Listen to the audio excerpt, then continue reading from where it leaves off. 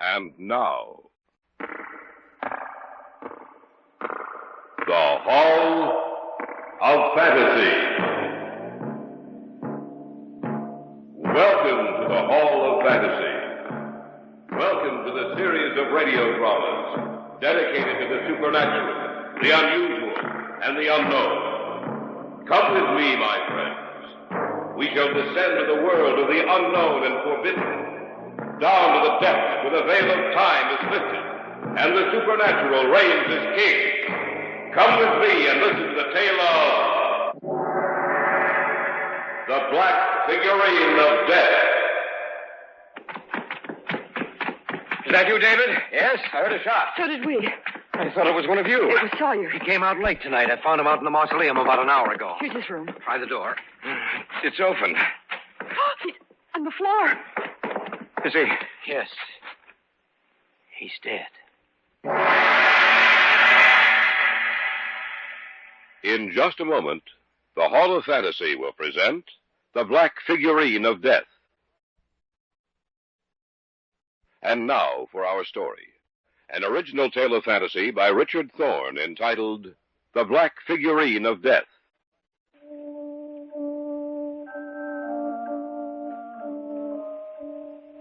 Through all the years of man's existence, no matter what he has learned or been taught from generation to generation, still he carries in the innermost depths of his mind a certain fear of the darkness, a fear of the night, which is somehow associated with death, and which in actuality is the fear of death itself.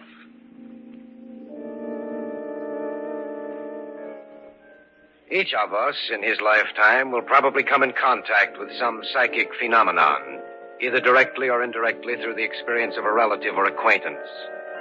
An experience never to be forgotten. And about such an experience is my story tonight.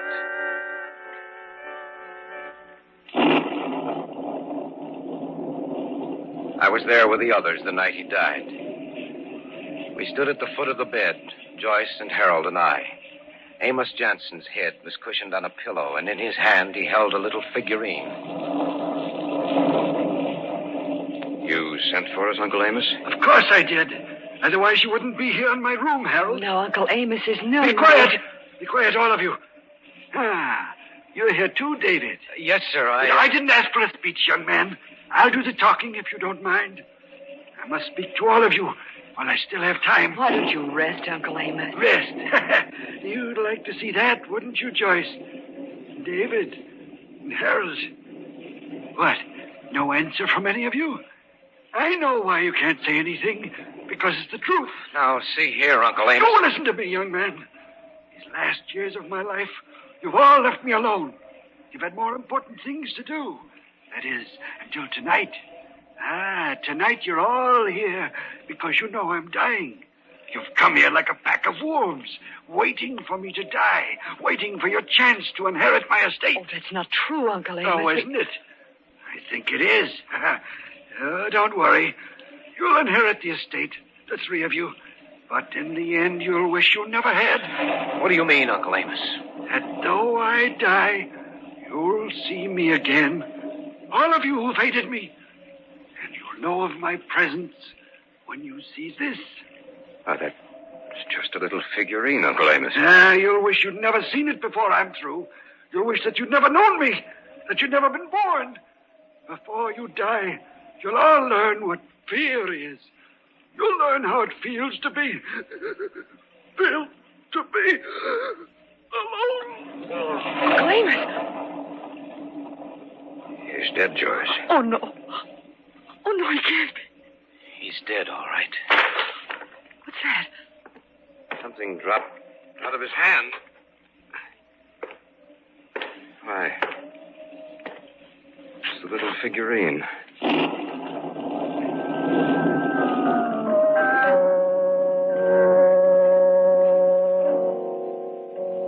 The little figurine lay there on the floor. It had fallen from Uncle Amos's hand just as he died. And when it struck the floor, it had broken into 3 pieces. I picked them up and held them in my hand. The pieces fitted together perfectly, much like the pieces of a jigsaw puzzle. It was a queer little figure, its arms raised in supplication, a look of fear upon its face. There was something frightening about it.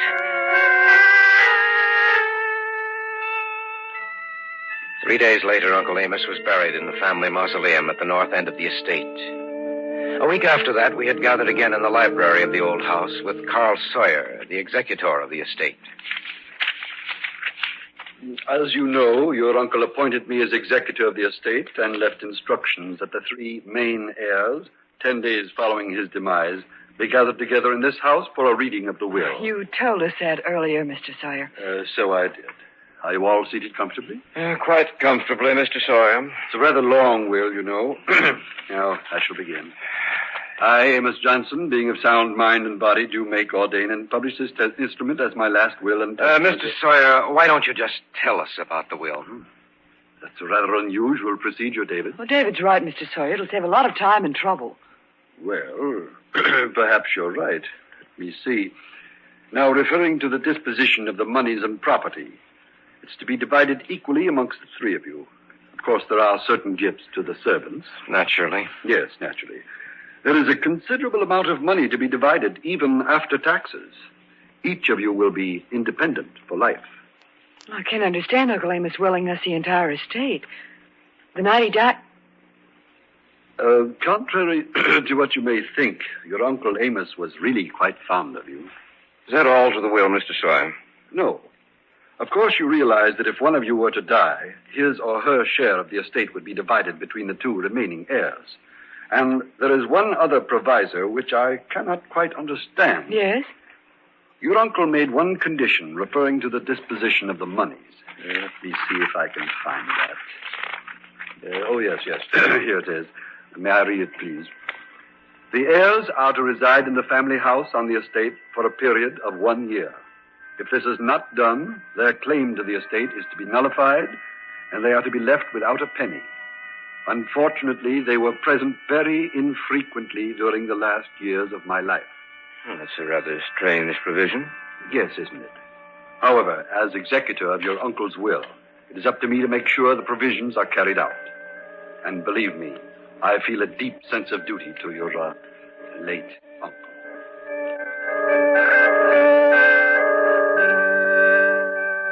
The 4 of us discussed the will until the early hours of the morning. We persuaded Sawyer to spend the night with us, to return to the city in the morning.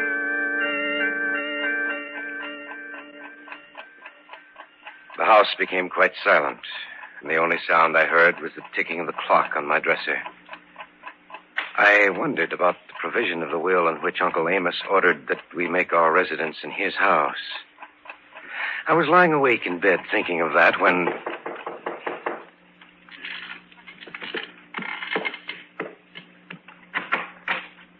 Standing outside my door in the hallway was the housekeeper. Mr. David? Yes, Emily?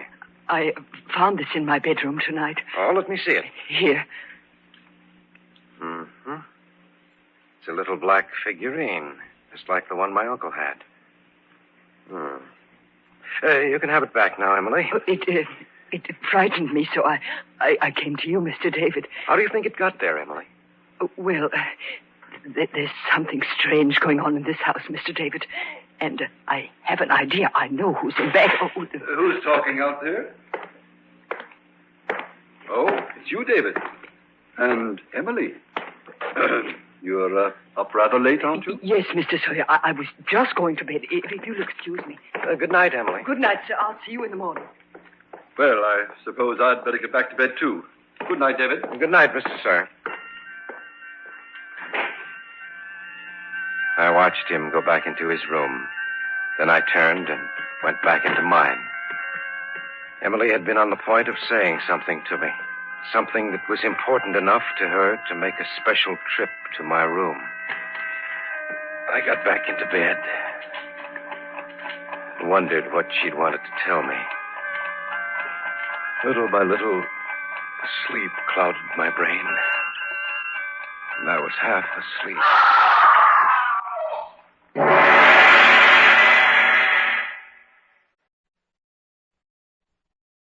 Back now to our story. An original tale of fantasy by Richard Thorne entitled The Black Figurine of Death.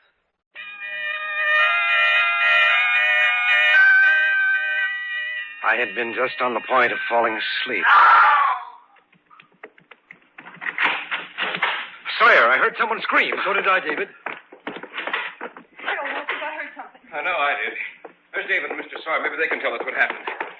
Did you two hear anything? It was a scream. First, I thought it might have been you, Joyce. I think it came from the servants' quarters. Emily. What did you say, David? It'll keep. Come on. You think it was the housekeeper, David? It has to be. Maybe she was just startled or something. Well, we'll see in a moment. No, that's a room just down the hall. I hope it's nothing serious. It was serious enough to make her scream. Emily! Emily, is anything wrong? Well, try the door, David. Right. It's unlocked. The light's on in there. She's not in bed. She's... Oh, on the floor. Maybe she fainted. No. She's dead. And look, right beside her, there's a little broken black figurine.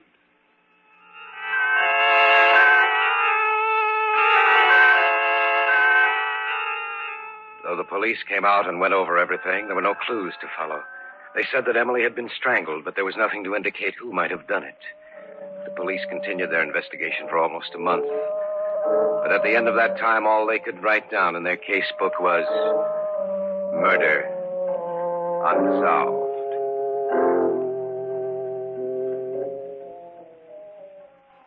One evening, about 6 weeks after Emily's death, Harold, Joyce, and I were in the living room. The police said they'd never be able to find out who did it unless something new turned up. And it probably won't. Oh, the whole thing frightens me. I still remember Uncle Amos's dying words. That though I die, you'll see me again. All of you who have hated me. And you'll know of my presence when you see this. Oh, it makes me shudder every time I think of it. I've been thinking about what he said, too, Joyce. I wonder if he could come back. You mean come back after death? Yes. Don't be a fool, Harold.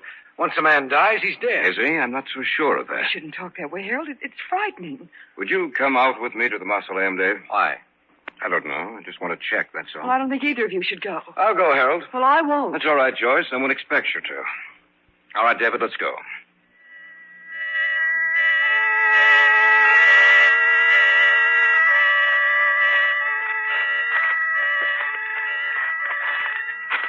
I've always had an interest in the supernatural, David. You know, there's certain things that happen, psychic phenomena, which have no normal or natural explanation. I've never seen any. Nor have I. But what's to say that Uncle Amos can't return? Oh, you got the key? Yeah. Open the door. It's a good thing we brought these flashlights. Yes, it's pretty dark in there. Shall we go in? I guess so.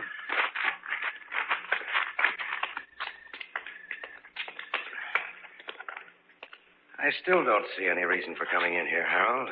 There may not be. Then again, he's in that crypt over there.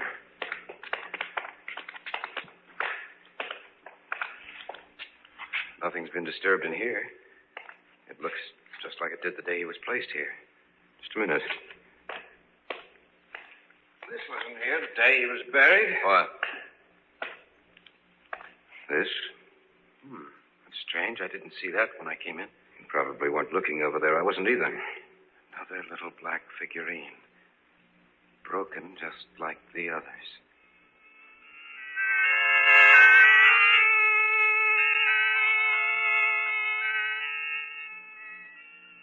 It gave me an eerie sensation. The little figure was broken into 3 pieces. I looked at Harold, and he seemed to be as afraid as I was. We locked up the mausoleum again and went back to the house. By that time, I began to wonder if perhaps Uncle Amos was striking back at us from beyond the grave.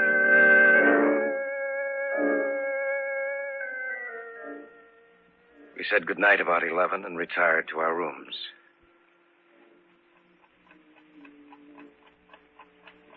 I couldn't get to sleep. I'd fall into a half doze and then snap out of it again. I felt as if someone were watching me. That there were unseen eyes in the dark waiting for me to fall asleep. I knew it was only my imagination, yet that feeling would not go away.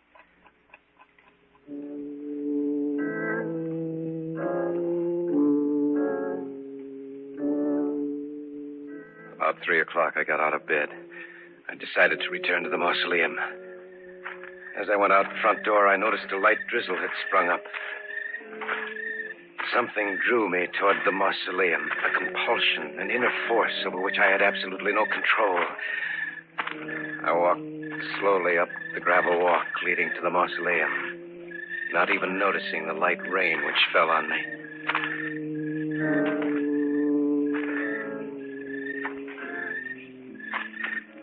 When I was close enough to see the doorway, I received a distinct shock.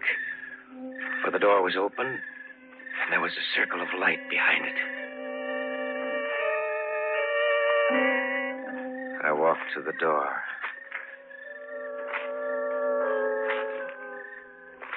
I tried to get through the door quietly, but I jarred it a little, and the noise made the man inside whirl around. In his hand, he held a gun. David! What are you doing here? I might ask you the same question, Mr. Sawyer.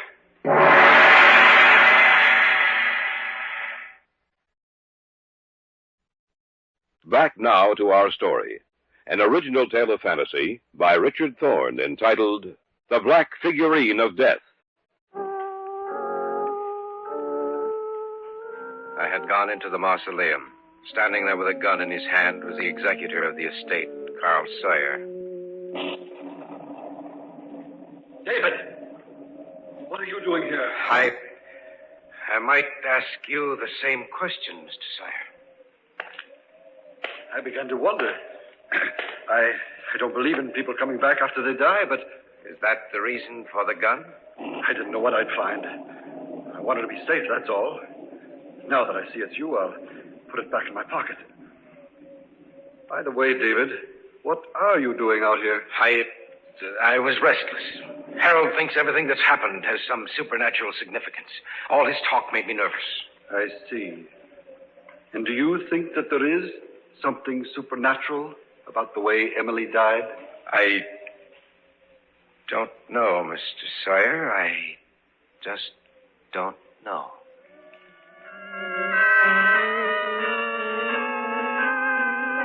Sawyer and I returned to the house. I asked him to spend the remainder of the night with us. Besides, I wanted to keep an eye on him. I didn't feel much like sleeping, so I went down to the library, picked out a book, and sat down to read. David? Yes?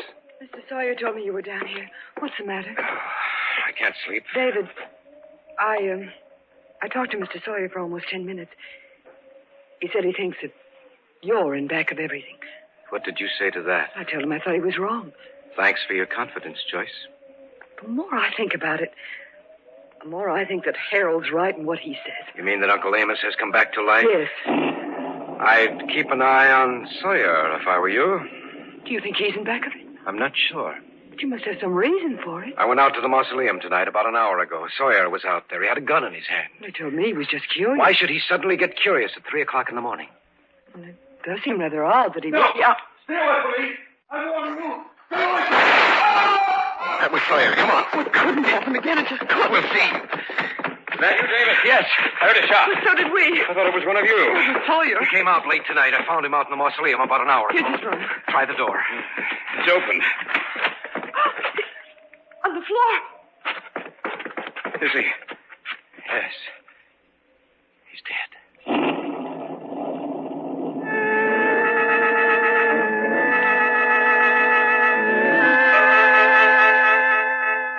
Sawyer lay there on the floor, sprawled in the grotesque position of death. By one outstretched hand was a gun, and by the other, broken into 3 pieces, was a little black figurine.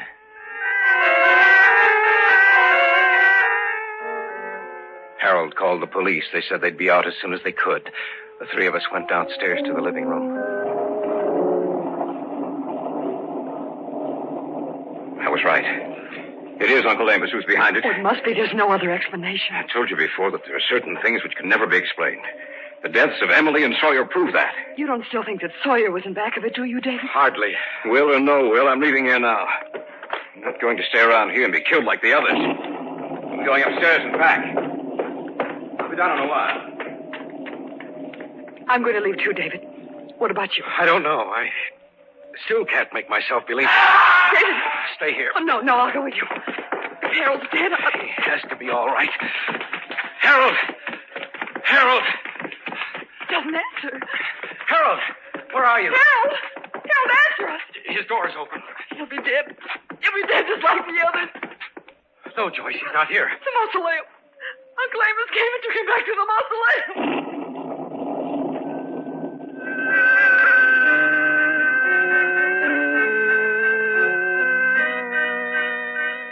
We went into Sawyer's room. Harold wasn't there, nor was Sawyer's gun.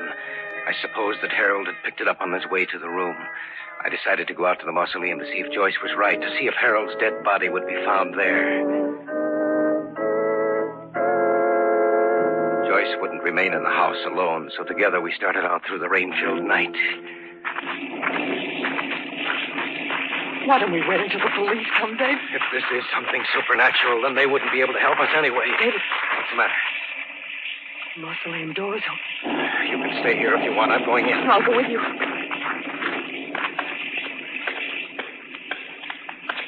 Stay close to me, Joyce. I will. I don't like it in here, David. Neither do I. But you're going to remain here for some time. That was Harold's voice. That's right. But turn the flashlight on. You can see me then. But we thought you were... Dead? Hardly.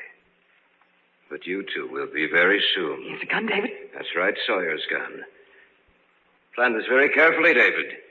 When the police arrive, they'll find the three of you dead, and I'll be wounded. Tell them that Sawyer was behind it all, that he killed both of you out here, and that he came into the house searching for me. There was a fight. The gun went off, and he died. Then you killed Emily and Sawyer? Yes. I'm going to kill both of you, too. You don't think I believed all that hokum I fed you about Uncle Amos coming back, do you? Of course not. It served its purpose. And now you'll serve yours. Harold, look out and back up. How stupid do you think I am? Uncle Amos is coughing. It's slipping. Get out of the way, Harold. Get out of the way!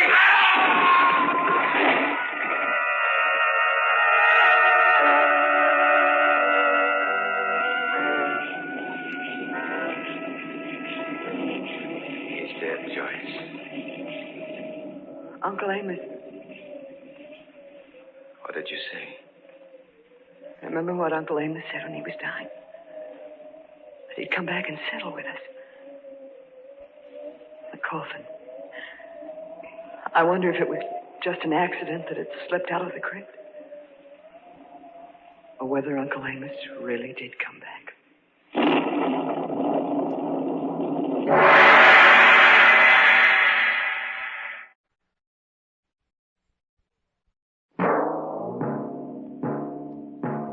So runs tonight's tale of the unusual, the terrifying, the unknown. Join us again when next we journey down the corridors of the Hall of Fantasy to hear another strange tale of the supernatural. All characters and events portrayed in these programs are fictional, and any similarity to actual events or persons, living or dead, is purely coincidental.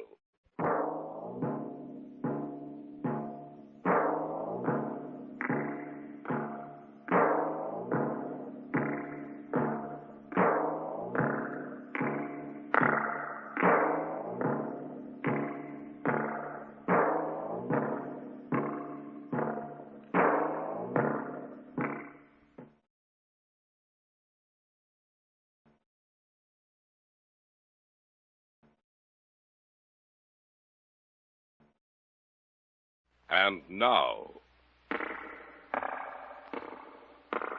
the Hall of Fantasy. Welcome to the Hall of Fantasy. Welcome to the series of radio dramas dedicated to the supernatural, the unusual, and the unknown. Come with me, my friends. We shall descend to the world of the unknown and forbidden, down to the depths where the veil of time is lifted, and the supernatural reigns as king. Come with me and listen to the tale of The Dance of the Devil Dolls. Hello? Anyone out here? You don't think... I don't know what to think, Chuck. We'd better take a good look around. There's something strange about this whole setup. I don't know... Emery. What? Look. It's him. Come on. No wonder he didn't answer us, Chuck. You mean? That's right. He's dead. In just a moment, the Hall of Fantasy will present The Dance of the Devil Dolls. And now for our story. An original tale of fantasy by Richard Thorne entitled The Dance of the Devil Dolls. Have you heard of avoutement? Literally, the word means face image. The practice of avoutement is as ancient as Egypt and Assyria, and still found from Ceylon to the United States, Europe to Africa, South America to Scandinavia. A figure is made to resemble that of a hated enemy, then methodically injured or destroyed, resulting in pain and death for its human counterpart. Charles and I had gone up for a weekend of fishing. Saturday night at dusk, when the sky had dulled from blue to gray, and the gray was shading darker every minute, we were walking back up to the cabin. Not a bad haul, huh, Emery? For you, not for me. I'll bet you the smallest of those 3 bass weighs over 4 pounds. What bait were you using? Oh, spoon. Fish just wouldn't leave it alone. Anyway, we'll have a good fish dinner tonight. And maybe tomorrow my luck will change. Well, I hope so. What time is it? About 9. We've been out 5 hours. Chuck, Yeah? there's someone coming down the trail towards us. Where? Oh, yes, I see. Can't be going down to fish this late. Oh, you can't tell. Some guys really get the bug. There's a guy I know named Lloyd Erskine who will fish off... Excuse me, gentlemen. He means us. Wonder what he wants. Excuse me, gentlemen. I lost something. I wonder if you found it. I don't know what you're looking for, mister, but we haven't found it, whatever it is. Perhaps you saw it lying on the ground. It was a doll. A doll? Yes, about 12 inches tall. It looked something like me. I'm sorry, we haven't seen it. Of course, you can always buy your daughter It doesn't belong to my daughter. Oh. Well, we haven't seen it. Are you staying at a cabin on this lake? Yes. Only until tomorrow night. It's right at the head of the trail up there. You must have passed it as you started down. If by any chance you do come across it, I'll stop in before I leave this area, if you don't mind. Well, that's perfectly all right. Thank you, gentlemen.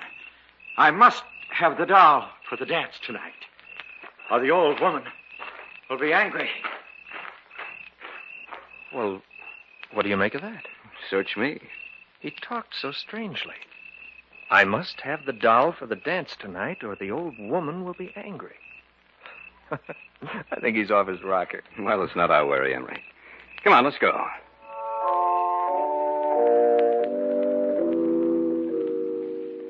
We went back up to our cabin, cleaned the fish, and had one of those fish dinners you talk about for years. It was about 11 o'clock, and we'd started to go to bed, intending to get up as early as possible the next morning when there was a knock on the door.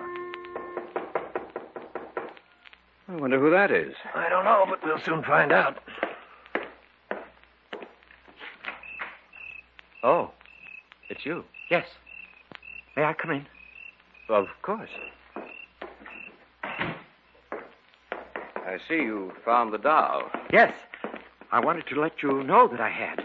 Well, thanks for telling us. Now I must take him to the dance. Well, the dance ought to be just about over. Oh, no, it hasn't begun yet. Well, you'd better get there, or your wife will be angry. You misunderstood me. I said the old woman, not my wife. You see, I'm not married. Oh. I hope you'll forgive me. I see that you're just about ready to retire, but I'm afraid. Afraid of what? The old woman is already angry with me. I told her I'd lost the doll, and she swore that if I didn't find it, she'd kill me. That's why I've come to you. If you hear that I'm dead tomorrow, that I committed suicide, you'll know it's not the truth. If I could only get in touch with Dr. George Kaltman, he could help, but I'm caught up in something I can't stop, and it's too late to get out now. I've tried, but... Oh, my head. You dropped your doll. I didn't drop it. She caused it to move. She doesn't want me to talk. I've said too much already. I must go now. Here's your doll. Thank you. Remember what I told you. If I'm dead tomorrow, it's murder. Good night, gentlemen. After he dropped the doll, did you get a good look at him, Chuck? Yeah. The doll hit the floor on its forehead. A few seconds later, there was a heavy bruise on the right side of his forehead. You know, he said if he was found dead tomorrow, that it would be murder.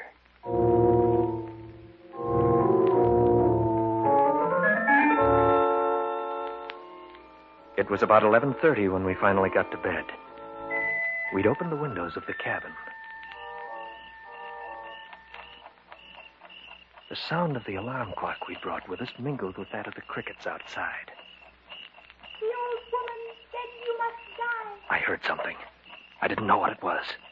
It sounded strangely like words, but they were uttered in a voice so tiny and shrill that I thought I was imagining things. But then, I heard his voice. No, I won't die. They'll help me. Emery, I didn't know you were awake. I couldn't sleep. I thought I heard a tiny little voice. I Be thought quiet. They know. The old woman will take care of them, too. But I'm not going to die. I'm not going to...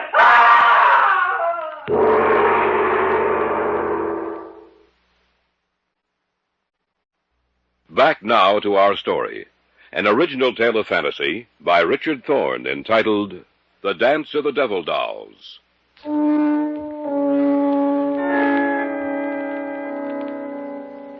Charles and I had retired for the night, but neither of us could sleep. Suddenly, from outside, we heard the voice of the man we'd met earlier, and another voice, high and shrill, and somehow deadly. The old woman will take care of them, too. But I'm not going to die. I'm not going to... What's going on out there? We'd better take a look. There's a pair of pants and some shoes on. Remember what he said about dying? Yeah. You ready? Yes. All right, let's go. Beginning to think that guy belongs in an institution. Maybe, maybe not. I think his scream came from the left. I'll take a look over there, then. Didn't tell us his name, did he? No. Well, I'll try calling him. Anybody out here? Hello? Anyone out here? You don't think... I don't know what to think, Chuck. We'd better take a good look around. Something strange about this whole setup. I don't know it. Emery. What? Look. It's him. Come on. No wonder he didn't answer us, Chuck. You mean... That's right. He's dead. That little doll that looks so much like him. I don't see it anywhere around. Neither do I. You know, Chuck, it sounds crazy to say it, but that shrill, high little voice we heard... You're letting this thing run wild with your imagination, Emery. Even though it looked like him, it's just a doll, nothing else.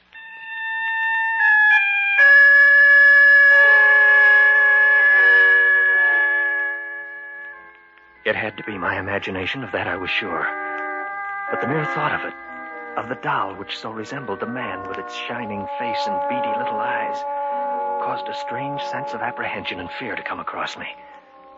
And I glanced out into the darkness and saw only the lumbering shadows of the trees and heard the rustle of their leaves as they brushed together. I saw nothing, yet I had the feeling that something with beady little eyes was watching us.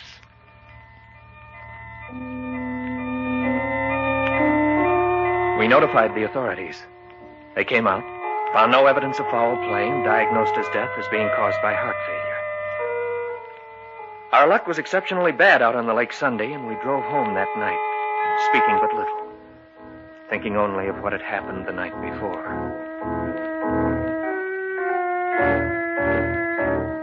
About 10 days after we returned to the city, both Charles and I were home one evening. We shared an apartment together, and that night neither of us had anything to do. We were playing gin rummy. One more hand like that and you'll be out, you lucky dog. It was pure skill, my friend. No luck involved. Cut? No, I trust you. It's a good thing Pamela stood you up tonight. She knew that you wanted a gin partner. Don't be humorous. Proposed to her yet? No, but I'm working on it. You know, you deal like a card shark. I have nothing but... Expecting anyone? No, you. Mm-mm. Well, I'll see who it is. Whoever it is, get rid of him. I got a good hand. Coming right up. Is this the residence of Mr. Emery Ryerson and Mr. Charles Hunter? Yes, it is, but... I have a package for you. Are you expecting a package, Emery? Just bills, no packages. It's for both of you. All right, I'll take it. Thank you. And good evening, sir. Oh, yes, good evening. It's an old woman. She had a package for us. Well, set it down on the table and open it, man. Don't look a gift horse in the mouth. So I'll open it. Oh, it's wrapped very well. Maybe it's a bottle of scotch. Who is be sending us a bottle of... Someone has a real fine sense of humor. It's like the doll that fellow had with him. It's the same doll. Notice that little nick out of its forehead? That happened when he dropped it on the floor. What are we going to do with it? I don't know. We can keep it, I suppose. Well, let's get back to the game. No, I'm not in the mood now. You know, Emery, I can't help but remember what he said. The man who died? Yes. He said I must have the doll for the dance tonight, or the old woman will be angry. Yes, that's right. What brought that back to your mind? The woman who delivered this package.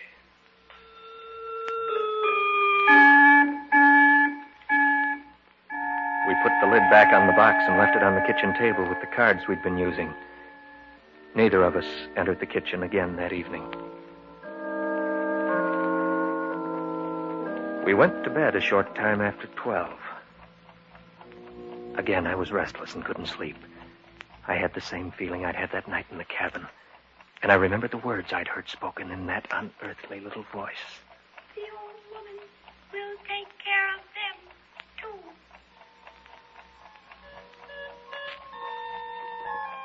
And I wondered if I'd only imagined those words, or whether they had actually been uttered by the creature in the box in the other room.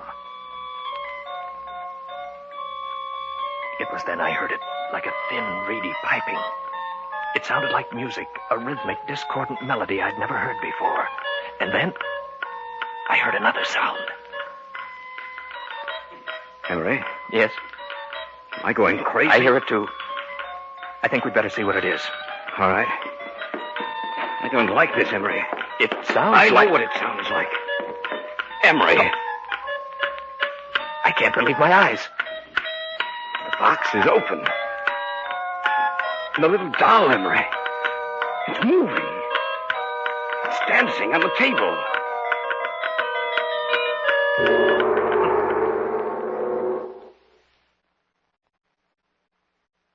Back now to our story. An original tale of fantasy by Richard Thorne entitled The Dance of the Devil Dolls. Charles and I couldn't believe our eyes, for the scene before us was as bizarre and fantastic as the wildest dream of an insane imagination. It's moving. It's dancing on the table. Yes, I see it. This is something that... I'm going to destroy that thing. Be careful. Look out, Chuck. It's running. Going to get it if it's the last thing I do. It's running over toward the window. It's gone. Gone through the glass. Maybe it's down there on the sidewalk. It's possible, but that's a 2-story drop. I can't see it. No, Emery. It's gone. They turned again to the old woman.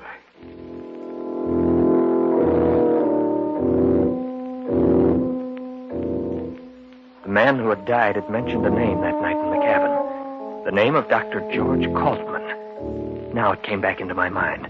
Kaltman was associated with occult research. If Kaltman could have helped the man who died, perhaps he could explain what was happening to us. We got in touch with him and made an appointment for the following evening.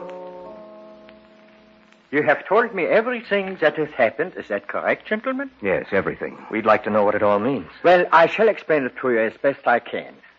Have either of you ever heard of envoûtement? No. Not that I recall. Well, envoûtement is the practice of making little dolls to resemble a hated enemy and then methodically injuring or destroying it, thus bringing about either pain or death, or both, in the doll's human counterpart. Dr. Colton, this doll we saw last night, it moved, it danced. I know. What you witnessed last night was the dance of the devil dolls.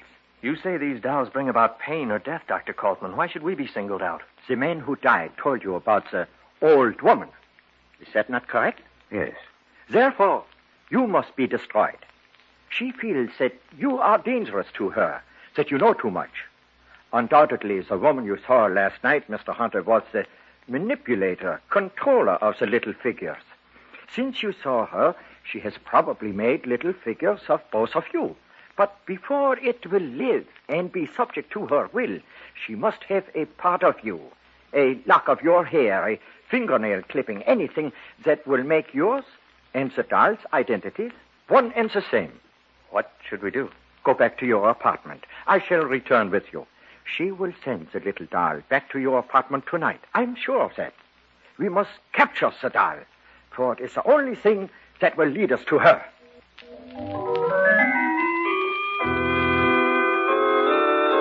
Coltman, Charles, and I returned to our apartment and took up our vigil in the bedroom, for that was the place the doll and the old woman would expect us to be. We made dummies of the extra blankets and arranged the beds so it looked as if we were sleeping. You left the apartment door unlocked? Yes. But why? It only makes it easier for it to enter. That is what we must do. One way or the other, the doll would find means of entrance. If not tonight, then another. You have no idea what those little creatures are capable. Listen. It is coming. Be quiet. Wait until it is in here. Then close the bedroom door and put on the lights. We understand. Now, quiet. Now! Catch it quickly! There it is over there. This time it won't get away. Don't let it get near the window! I've got it. Quickly, put it in here! Ah, there. We have it. Now, what do we do? This doll will lead us to the doll woman. You mean now? Tonight? Yes, Mr. Ryerson. She will know that we have captured her little messenger if it does not return in a few hours, and she will be prepared to stop us. We must find her, destroy her if need be, before she has a chance to destroy you.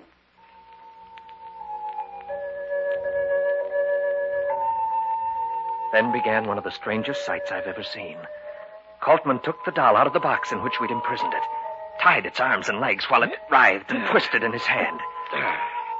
Then he began speaking to it, softly, rhythmically, slowly putting it into a hypnotized sleep. The eyelids of the little figure finally closed, and it was in an hypnotic trance. Sleep and tell me. Now, listen to me. You must tell me where your mistress is. You must tell me where your mistress is. The house of dolls. The House of Dolls. It's a strange answer. Not so strange, my friends. I know what it means. What is it? She is a diabolical person, this doll woman. The House of Dolls is a toy shop with rare and unusual dolls. What better place to hide? No one would suspect what was behind those burning eyes of hers. I myself have purchased dolls for my little granddaughter from her. We must go there immediately. We have no time to lose.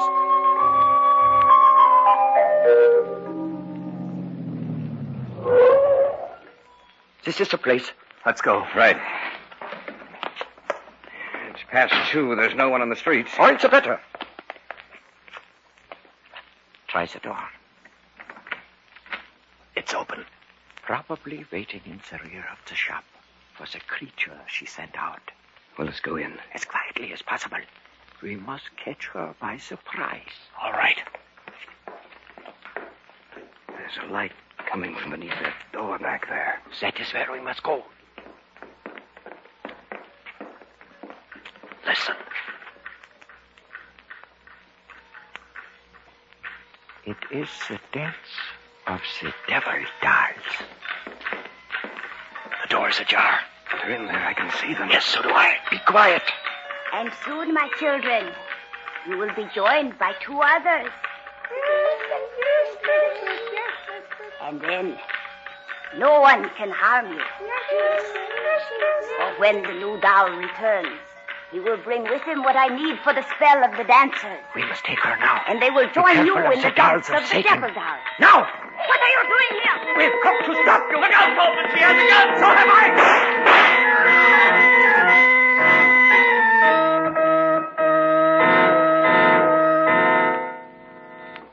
She is dead. She will cause no more harm.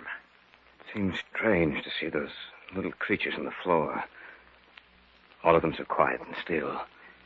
And just a short while ago. They were participating in the dance of the devil dolls. Yes. Do not feel pity for them, Mr. Hunter. The dolls did not really live. They were a creation of evil, sparked by the malevolence of the old woman. When she died, they died with her. Perhaps the humans they resembled will rest quietly now.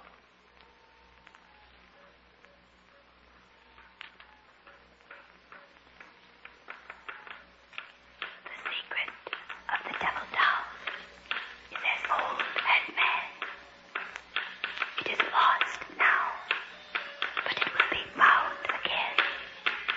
Then, once again, you will hear the dance of the devil dolls.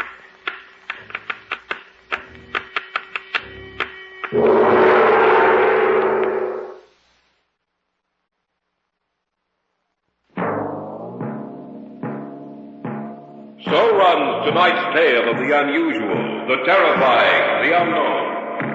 Join us again when next we journey down the corridors of the Hall of Fantasy to hear another strange tale of the supernatural. All characters and events portrayed in these programs are fictional, and any similarity to actual events or persons, living or dead, is purely coincidental.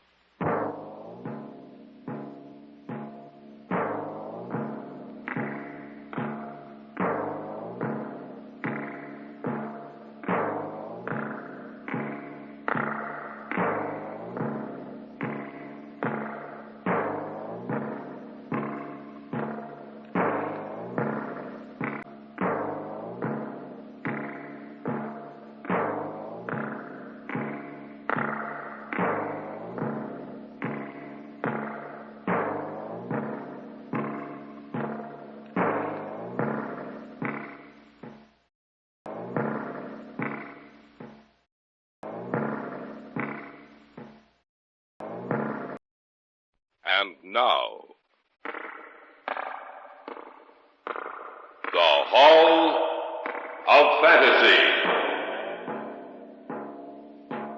Welcome to the Hall of Fantasy.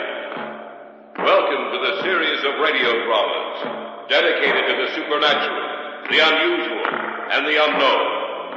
Come with me, my friends. We shall descend to the world of the unknown and forbidden. Down to the depths where the veil of time is lifted and the supernatural reigns as king. Come with me and listen to the tale of the Masks of ASHOR. What's the matter, honey? What's wrong? Oh, I must be going insane. Why? Oh, I was asleep. Suddenly, I woke up. A voice seemed to be calling to me. I started downstairs, always listening to that strange, unearthly voice. When I got down here, I walked into the living room and stood by the fireplace looking at the masks of ASHOR. And Bert, I saw a pair of eyes in each mask, looking down at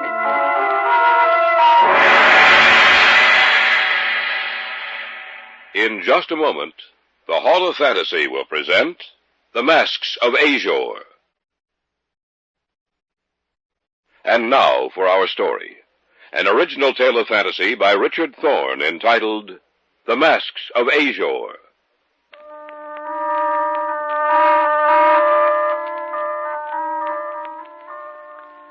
There's certain things in this life of ours which can never be explained, at least with any normal, rational explanation. Often we try to shrug them off, to forget about them, so that the question will not rise in our minds to trouble our waking hours and to create nightmares in our sleep. But there are some things which can never be forgotten, and among them are the masks of ASHOR.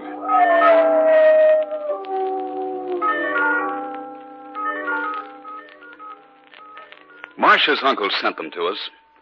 Harold Lutterby was a man of wealth and unusual tastes. He traveled a good deal, and frequently he'd send back little curiosities that he thought we might enjoy. So we thought there was nothing unusual about the masks of ASHOR. Oh, who can that be at this hour? I don't know, but don't you think you'd better see who it is? I suppose so. Yes? Package for Marcia Stanton. Well, I'm Marcia Stanton. Will you sign here, please? Yes, of course. Thank you, ma'am. Good night. Good night. Did you order anything, Bert? No. Did you? No, not that I can remember. Oh, wait a minute, Bert. It's from Uncle Harold. Harold to go broke sending us all these things. Well, open it, honey. See what's in it. Did you notice the postmark? Mm-hmm, East Honduras. Well, I'll save those stamps for Greg. He'll want them. Uncle Harold's certainly been useful to Greg in his stamp collection, hasn't he? Well, there, that's done. Now I'll take the top off the box. What are two masks in the box? Gold masks. And a letter. Uh-huh. Here, I'll open it. Read it aloud, Marcia. All right. Let's see. Oh, my dear Marcia and Bert, here is a little present I picked up in Istanbul. I hope that you like them as much as you seem to have enjoyed the other curiosities I have sent you. I picked them up at a little shop from a dealer who was quite anxious to get rid of them. He called them the masks of ASHOR. They're almost pure gold, and yet I bought them quite cheaply. There's some kind of a story connected with them. I don't know what it is. If I learn anything more, I'll be sure to write you. We'll return to the States shortly. Love, Uncle Harold. They're beautiful, and yet grotesque at the same time. Well, they look human, and yet... Well, it was pretty nice of Harold to send them to us. Where should we hang them? I don't know. That's your domain, not mine. Well, how about... Oh, over the fireplace? One on each side of the mirror? That sounds pretty good. Well, we can hang them right now. Anything to make a man work. Bert. Yes, dear. Oh, it's nothing. Well, what were you going to say? Well, I don't know. For a minute, I had the strangest sensation about those masks. As if they could actually see me.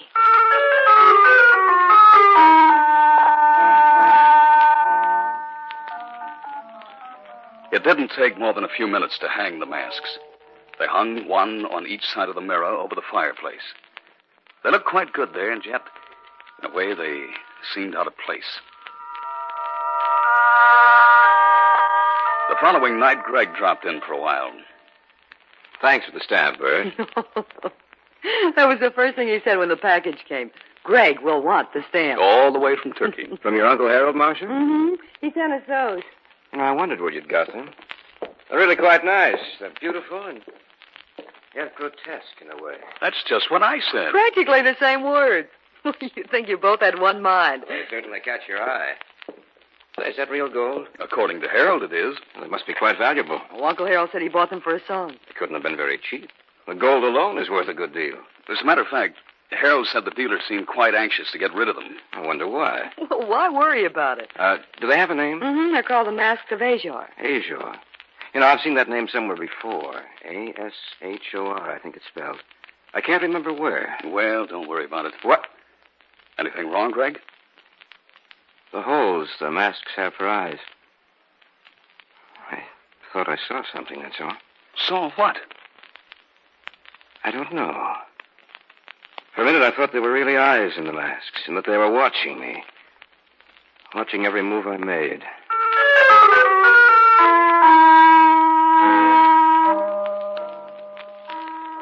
It had happened again. I looked closely at the masks, yet I could see nothing unusual about them. They hung there on the wall, lifeless, with that strange, mocking expression on their gold faces and yawning empty holes for eyes. For a minute, I had the desire to destroy them. Greg left about 10. At 11, Marcia and I went to bed.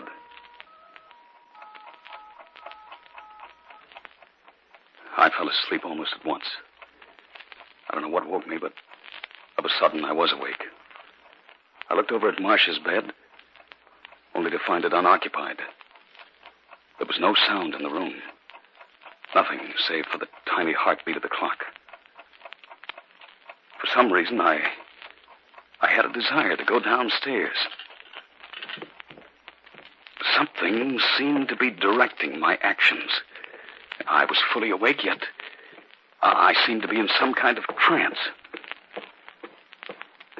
I'd started down the stairs. Marcia, is anything wrong? Bert! Bert! What's the matter, honey? What's wrong? I must be going insane. Why? Well, I was asleep. Suddenly I woke up.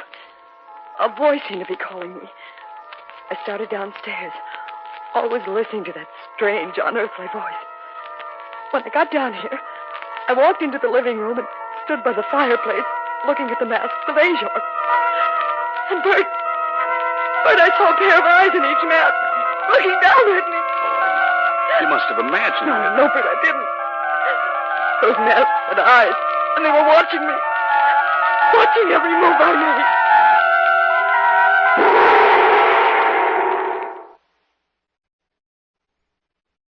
Back now to our story.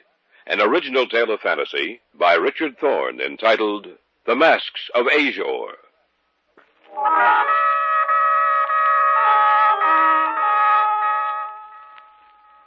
I had awakened in the middle of the night. Something had compelled me to go downstairs. And I found Marcia down there. She was almost hysterical. Those masks had eyes. And they were watching me. Watching every move I made. Wait a minute, Marcia. Take a look at them again. With the lights on. No, I can't. Of course you can. Take your hands away from your face. There. Now take a look at them. What? They're just as they should be. Of course they are. You imagined you saw eyes, Marcia. Perhaps it was a trick of the moonlight. I guess you're right, Bert. Oh, of course I am. Now let's go back upstairs to bed.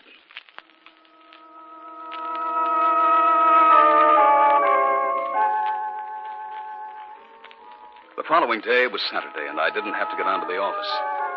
We both slept rather late that morning. A short time after we'd eaten breakfast... Yeah, I'll get it, Marcia. All right, dear. Telegram, sir. No? If you'll just sign right here. Of course. Yeah, thank you, sir. Good morning. Good morning. Who was it, Bert? A telegram. Well, who'd be sending us the telegram? I don't know. I'll see. Who's it from? Harold. Uncle Harold? What does he say? I'm returning to the States as soon as possible. Taking plane this evening. Be very careful of masks of ASHOR. Do not let anyone have them. Am in danger of my life. Harold. In danger of his life? What did they mean? I don't know. But it has something to do with the masks of ASHOR.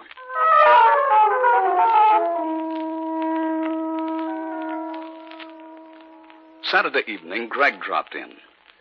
What he told us that night was the first inkling I had that Harold Letterby had stumbled upon a relic of the past that would have been better had been forgotten for all time.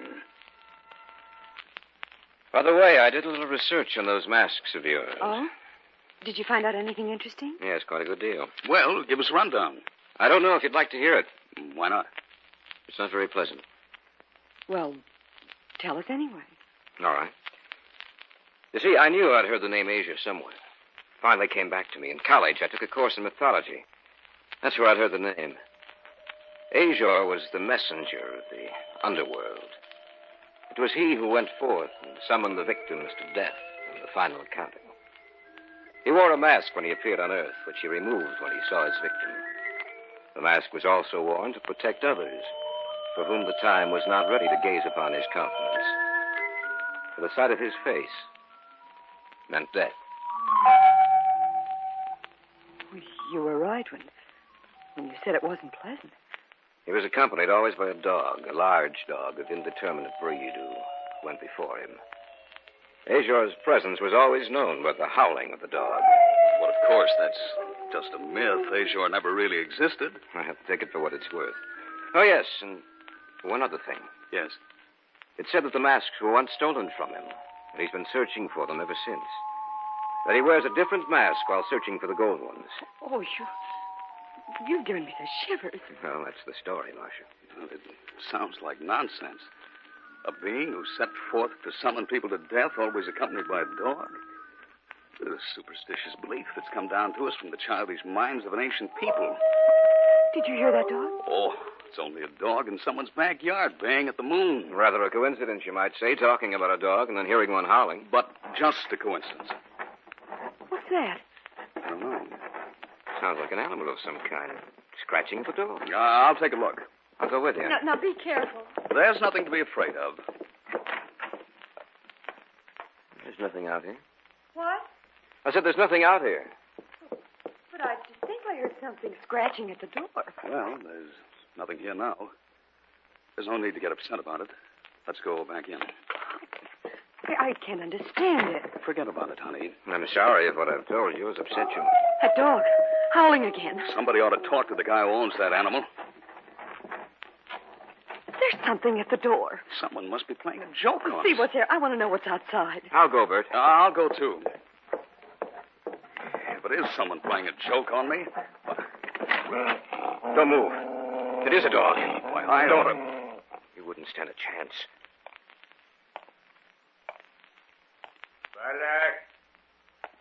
Balak, come here. Must be the dog's owner. Balak, where are you? Quiet, Balak. Are you the owner of this dog? Yes. I'm sorry if it's caused you any trouble. But you ought to keep him on a leash. Is everything all right? Yes, everything's all right, Marshal. Oh, your dog, it frightened us. I'm very sorry about that. Balak, you shouldn't run so far away from me. What are you looking at? I'm sorry. I was looking past you to those masks you have hanging over the fireplace. Right. I'd better put the leash on him. If you'll excuse me, I'll be going. Sorry to have disturbed you. Well, we might as well go back inside. Wait a minute. Why? He dropped something. I'm going down to get it. He was a queer sort of fellow, wasn't he? Yes. His face looks so strange. Soft. Almost like rubber. Marcia! What's the matter? Look. He dropped it as he was walking away. He dropped it deliberately. Well, what is it? It's a mask. The mask of ASHOR.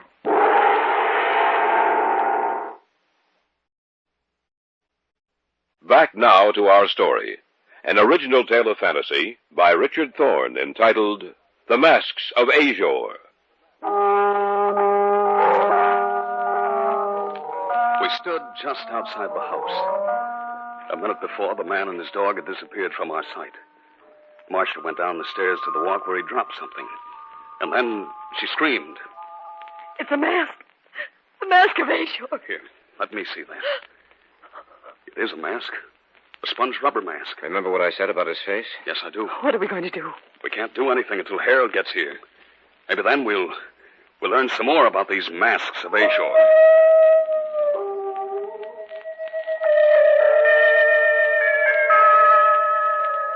I'm sure that Marcia didn't sleep that night. As for myself, I dropped off occasionally, only to awaken with a start. But each time I looked across the room, Marcia was still in her bed, staring at the ceiling. Occasionally during the night, I heard the sound of the dog howling out there in the darkness. And each time I heard it, the sound of its voice made me shudder. The following afternoon, about 4 o'clock, a cab pulled up in front. Harold Letterby got out and came up the walk leading to our house. I see that you received the masks. Yes. And did you receive the cable? Yes, the following morning. When you bought these masks, you said that the dealer was anxious to get rid of them. Why? Had I known then what I do now, I would never have bought them. I think we know some of the story about ASHOR coming to Earth to conduct his victims back to death. And the dog, Bert. Don't forget the dog. Then you know about the dog? Yes. We found out about it last night. Oh?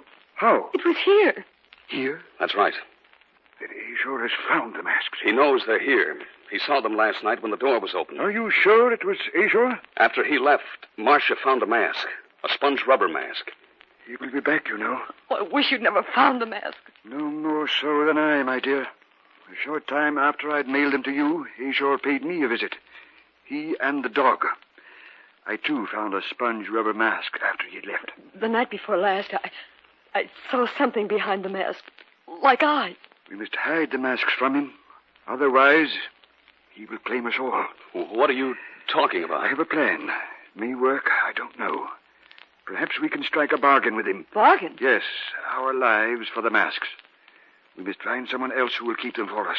Greg will do that. Greg? A friend of ours, Greg Hunter. You must tell him it will be dangerous. I will. Good. Get in touch with him immediately, or I am positive that ASHOR will return tonight.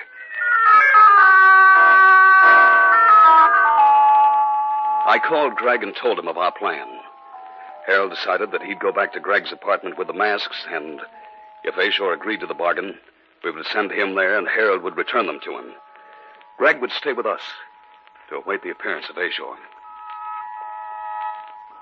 By 6 o'clock that evening, Harold had gone to Greg's apartment with the masks, and Greg had come to our house to await our expected visitor. At 7:30, the shades of night had diffused themselves across the sky. By 8:30, the tension had mounted in each of us to a point where we were jumpy and irritable. What time is it? A little past 8:30. Do you think he'll come? Uncle Harold said he would. Just waiting. It makes me nervous. So am I. Listen. Yeah, I heard it, too. Well, the waiting is over now. Oh, Bert. Bert, I'm frightened. Everything will be all right, Marcia. I don't know. I feel that something's going to go wrong. He's here. Well, let's go let him in. All right. Are you ready? Yes, I guess so. Here goes. ASHOR's not here. No, but he will be. Here he comes. I'm sorry, gentlemen. It seems that my dog has been scratching at your door again. We've been expecting you. Oh? Really? Yes, won't you come in? If you don't mind, come, Balak. You have a very pleasant little home. Oh, thank you. Do you mind if I set my package down here? Go right ahead. I see the masks are gone. Yes. We put them away. They were very interesting, you know. Weren't they, Balak? Balak is a good dog, yet he frightens people sometimes. You came here for the masks, didn't you? The masks? The masks of ASHOR. Oh. You don't have them, though, do you? Not right here. You have them somewhere else? Yes. We'll make a bargain with you. We'll return the masks if you leave us alone. Then you know the legend of ASHOR. Yes. I brought you something. It's in this package. In time, Barry, in time. What about the bargain? The bargain? Oh, yes, the bargain. I'm afraid I can't agree to it. Why? You see, I already have the masks of ASHOR. Look for yourselves. But Uncle Harold... Is no longer alive. Why, you dirty... I'll tear that mask off your face and... Quiet, Valek. Quiet. I have no mask on, Mr. Stanton. But You are gazing upon the face of ASHOR, and those who see him no longer remain alive. Now, Balak, now. Look out! Look out!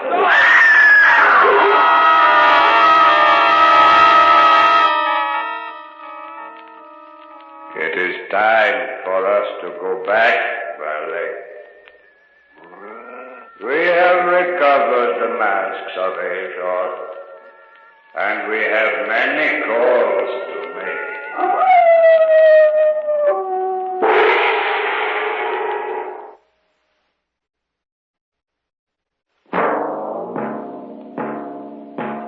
So runs tonight's tale of the unusual, the terrifying, the unknown. Join us again when next we journey down the corridors of the Hall of Fantasy to hear another strange tale of the supernatural.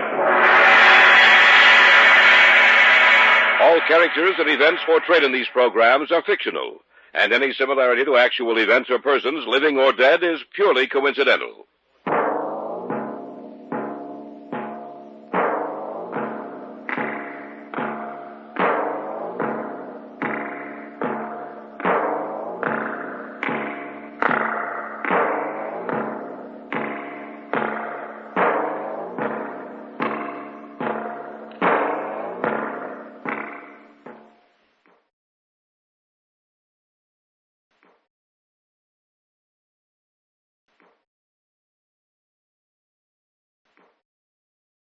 And now, the Hall of Fantasy. Welcome to the Hall of Fantasy. Welcome to the series of radio dramas dedicated to the supernatural, the unusual, and the unknown. Come with me, my friends. We shall descend to the world of the unknown and forbidden, down to the depths where the veil of time is lifted and the supernatural reigns as king. Come with me and listen to the tale of The Night the Fog Came.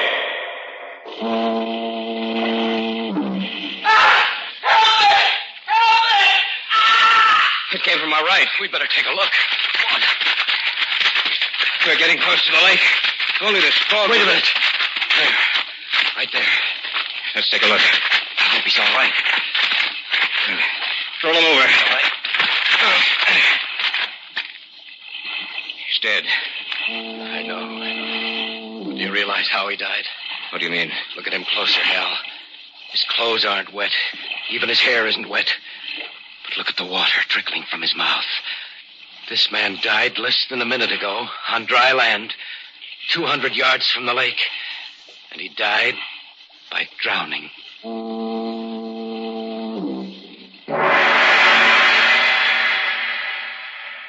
In just a moment, the Hall of Fantasy will present The Night the Fog Came.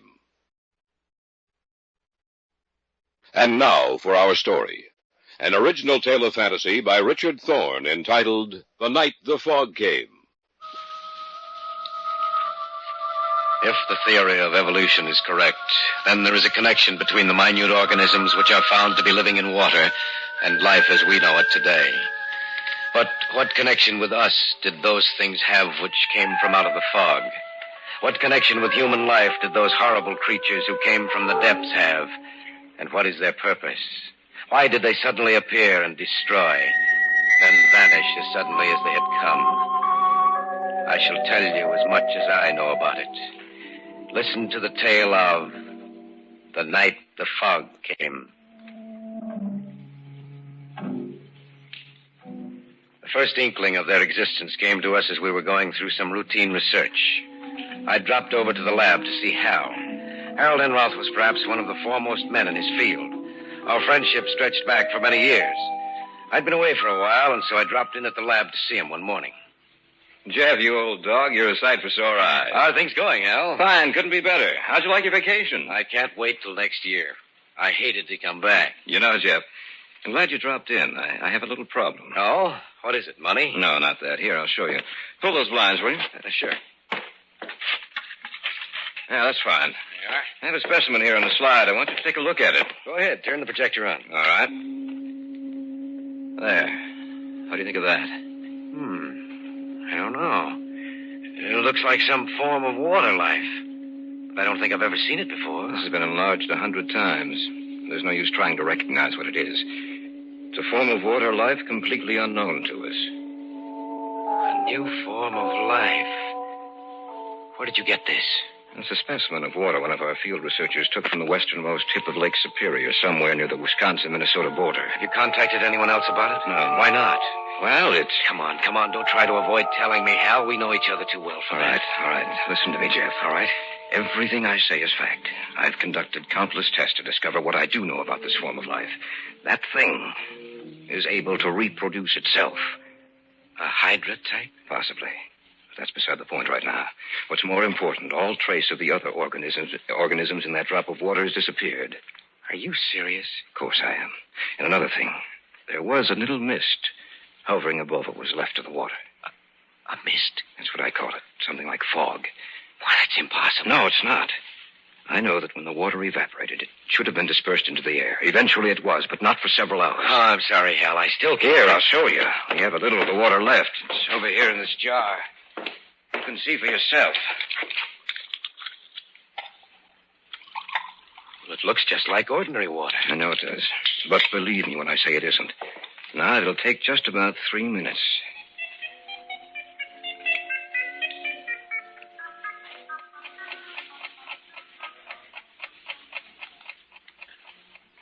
Do you see what's happening? I can't believe my eyes. See that little cloud of misty vapor beginning to form like fog? Yes.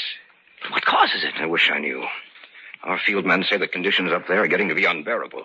The whole area for 100 square miles is almost covered completely by this fog. What are you going to do? Well, I'm going up there myself.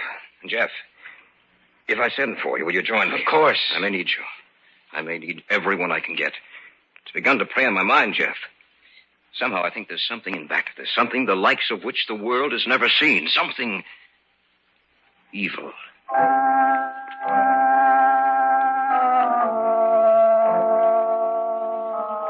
Hal went up there the afternoon of the morning I had seen him. At first he wrote that the reports had been exaggerated. Then he discovered that all traces of the new form of life had disappeared. He decided to return. I was quite glad to get that letter from Hal. Before he had gone up there, he had been quite worried. The only thing I couldn't understand was what had become of the new water life form. The day before he was to return to the city... Hello? Jeff, this is Hal. Where are you? I thought you... I had them put me through direct to you. Jeff, I need your assistance. What's the matter? I've already called Arnold Simpson and Jack Rackle. They've agreed to come. I need you too, Jeff, just as soon as you can possibly make it. Don't worry, Hal. I'll be there. Remember, as soon as you can possibly make it.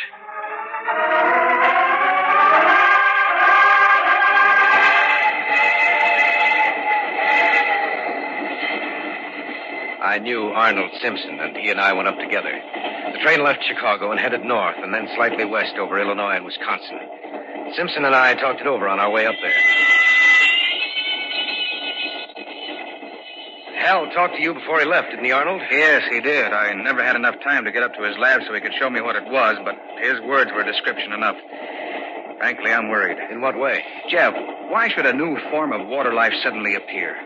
Why should it destroy everything with which it comes into contact? And why should the mist or the fog appear to be so dense and heavy? I don't know. That's just the trouble. We don't know. Where has this form of life been, or did it just develop?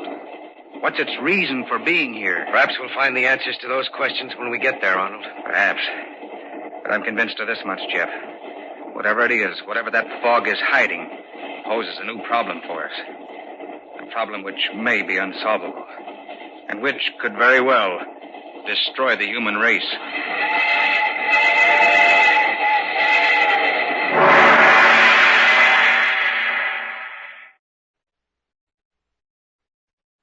Back now to our story.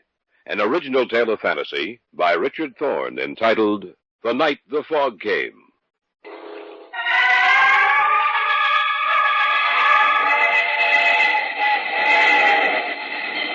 Simpson seemed disinclined to talk, and so we spent the remainder of the trip in silence, both of us lost in our thoughts. We arrived at the town and then hired a car to take us to the little village, where we would find Hal Enrum.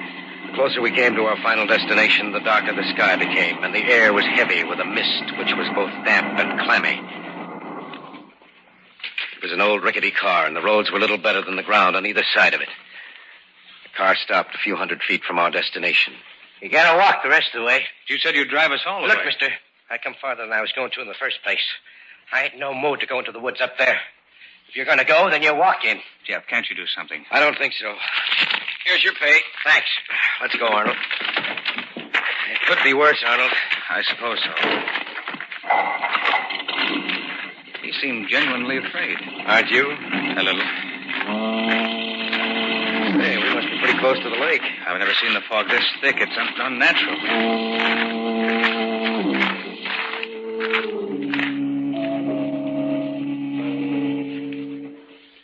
Eventually, we made it up to the house. Hal was there waiting for us and showed us where we would sleep. Through the window, I could see that the fog seemed to be getting thicker.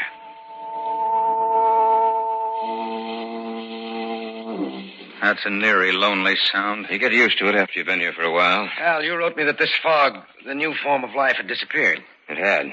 But 2 days ago, it suddenly reappeared. And with it, the fog returned. Then there must be a connection between the two. Yes, but what? I haven't any idea. Look, I have to go down to the village for some food. We don't have enough here to feed 4 of us. Will you come with me, Jeff? Certainly. I'll be right back, Arnold. It's only about a mile away near the lake. Go ahead. That trip made me tired. I think I'll take a nap.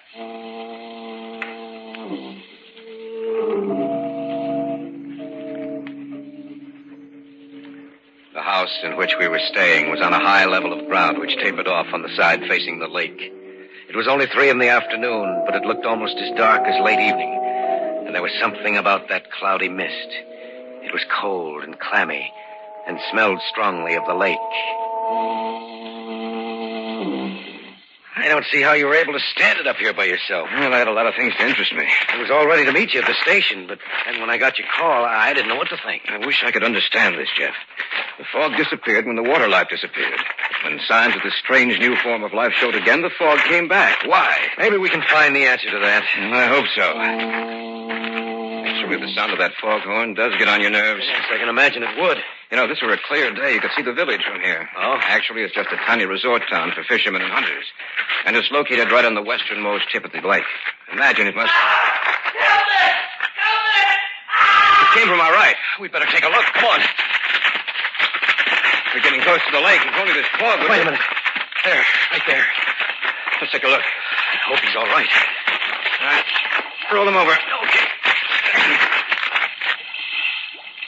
He's dead. I know. But do you realize how he died? What do you mean? Look at him closer, Hal.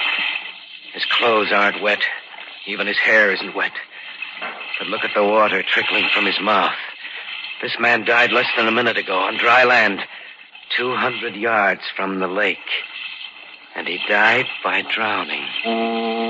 That's not possible. Are you sure he drowned? There must be a doctor down at the village. Let's take him down there and see what the doctor says. Only I'm sure he'll agree with me.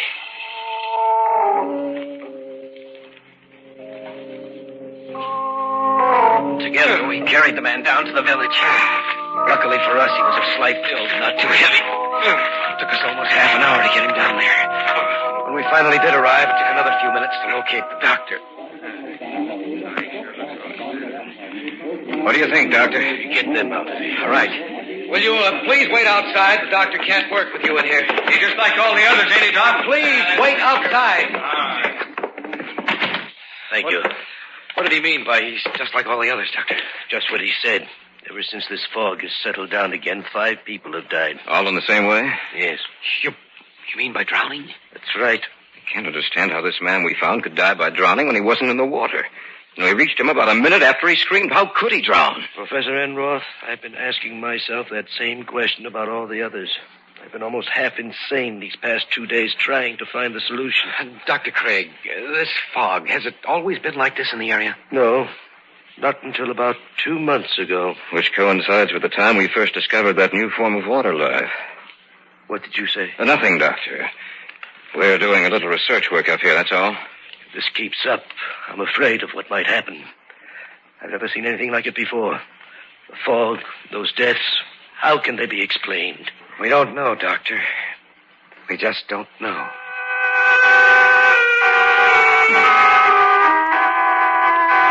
When we got back to the house, we discovered that Simpson had indeed taken a nap. Our arrival must have awakened him, for as we entered, he came slowly down the stairs from the second floor. Need any help? No, we can manage, but come out to the kitchen with us. What's the matter with you two? We found a dead man on our way to the village. Are you serious? Just set those bags on the table. All right. Oh, I'm not joking, Arnold. We heard a scream. It took us about a minute to get to him. He was dead when we got there. A knife? Drowned. What? On dry land, 200 yards from the lake. You must be insane. No, it's the truth, Arnold. And there have been 4 other deaths just like it. When did they happen? In the last 2 days. Since the fog reappeared. That's right. Then there is a definite connection between this fog and the new life form you've discovered, Hal. That's right. But what's the connection?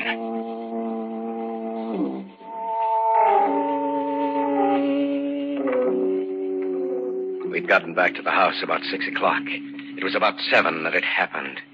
Simpson said he was going outside for a minute. He opened the door. I just want to get outside for a minute. Good heavens. What's wrong? Take a look. The fog, it's so thick. I've never seen anything like that before. Shut the door. Some of it's getting inside. It's moving along the floor. Just Shut the door! Did you see it? Yes. The fog. Just like it was alive. Moving like a living thing. Creeping along the floor.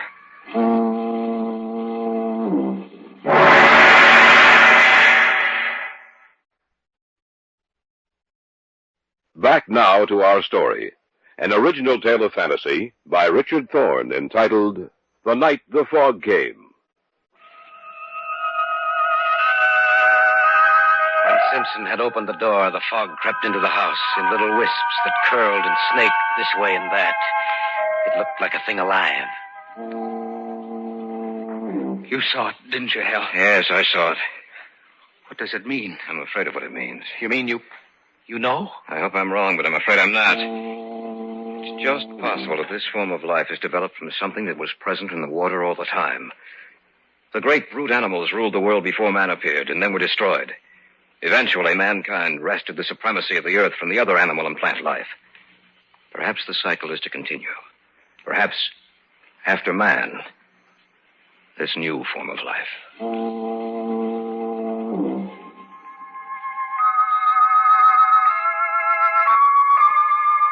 As the minutes passed by, we noticed that little slips of the fog began inching their way through every opening of the house.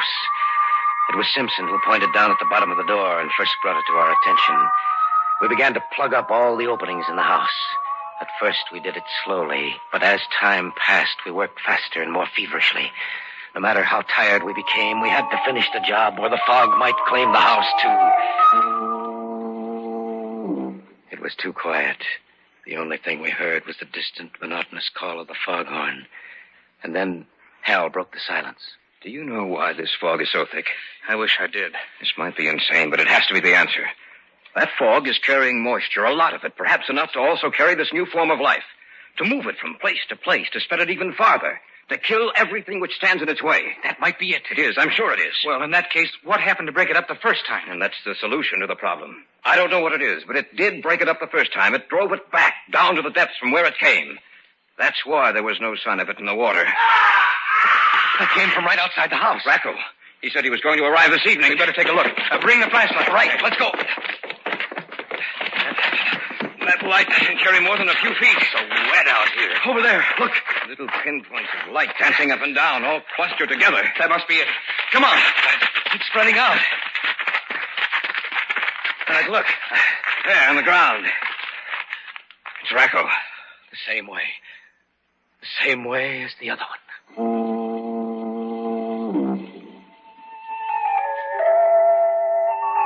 The little specks of dancing luminescence had withdrawn from Racco's body, but now we noticed that there seemed to be more of them. We carried the body back to the house. We'd forgotten to close the door behind us, and some of the fog had gotten inside. It wasn't too bad, however, and little by little it began to disperse. Look out that window. Yes, I see them. Gathering together with a whole mass, getting larger and larger all the time. Separating like the Hydra. It must be destroyed. Yes, but how? They created the fog. That must be the only way they can travel on land. They must have a basic water carrier. Have you realized what this means? What are you getting at? The area this fog now covers is 100 square miles. Every animal in this area may lose its life. And then what happens? They divide again and again and again. And the area of the fog keeps getting larger all the time. If it isn't stopped now, while we still have a chance, it may never be stopped. And I ask you the same question, Simpson. How? I don't know. Someone's outside. Let them in quickly. They're moving towards the house. Oh, thank goodness. I didn't think I'd make it. It's a miracle that you did. Sit down, Doctor. Thank you. I was out for a call on my way back to town. I noticed how thick the fog was. And then I noticed the animals lying dead in the forest. The smell of their death was in the air. I continued on towards the town. And then I saw the bodies lying just where they had fallen. The whole town seemed to be covered by a strange luminescent mass, which in some manner moved. I was afraid. Then I thought of you people in this house, and I got here as soon as I could. I don't know how long we'll be able to withstand them, Doctor. I'm sure the townspeople are dead now. In fact, almost every living creature in the area must be dead. But what is it? What caused it? If we get out of this alive, Doctor, we'll tell you. Look outside. It must have split again. It's twice the size it was. What are we going to do? Look under the doorway. They're getting through. Plug it up. Use some newspaper, clothes, anything. We've got to stop it. Constant opening and closing of the door. Loosen the other things we had down there. I think that'll do. Look, the things that did get in. First you see their light, and then they're gone. What happens to them? Perhaps we can't see them. Or perhaps they die. Al, wait a minute. Your first letters to me mentioned the fact that the mist had been dispersed. What caused it? I don't know. Doctor, you're a native of these parts. Yes. I want you to tell me about anything unusual which happened that day. Well, I don't remember anything about that day particularly. I remember I was quite pleased to see that the fog had lifted. It was a beautiful day. Unseasonably warm. In fact, the sun was quite hot. Heat. I wonder if... If what, Jeff? These things, these Hydra-type creatures must die in the heat. This house is quite warm. The day the fog was dispersed was warm with a bright sun. Perhaps that's the answer. Doctor, is there any fire break around this area? Well, there was one cut through the trees several years ago. Yes. In case of a fire, a bad one, in the heavy timberlands. Everyone was instructed to get into this area. In other words, there's a complete fire break around this entire area. Yes. It comprises about 150 square miles. And that's it. It's the only chance we have. We'll burn out this area and hope it drives them back. There's some oil downstairs. Get it. We'll start the fire here and hope it sets fire to the trees surrounding this house. Be right back. We'll have to make a run for it once this place is on fire. We may not come out of this alive, but we can try.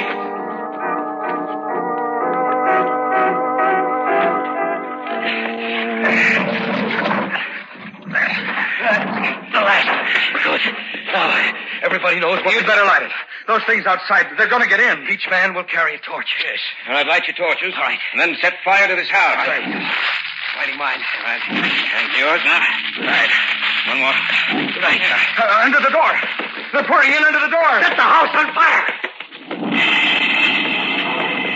Let's get out of here. No matter what happens, keep hold of those torches. They're afraid of fire. All right, make a run for it. Come on, Doctor. Forget him. Come on, run for your life.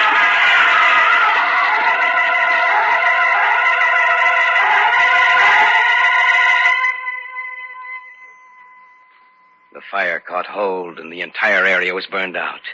A week later, the smoke had cleared, and the fire was out. There was no sign of the fog, which had meant death to so many things. I had caught a glimpse of the doctor. He had dropped his torch, and it had gone out. He was immediately engulfed in those luminescent killers. I'm going back up there with Enroth and Simpson, though there is now no trace of those things in the water. Still, we know they lurk somewhere, waiting for their moment. We must destroy them, once and for all, before that moment arrives.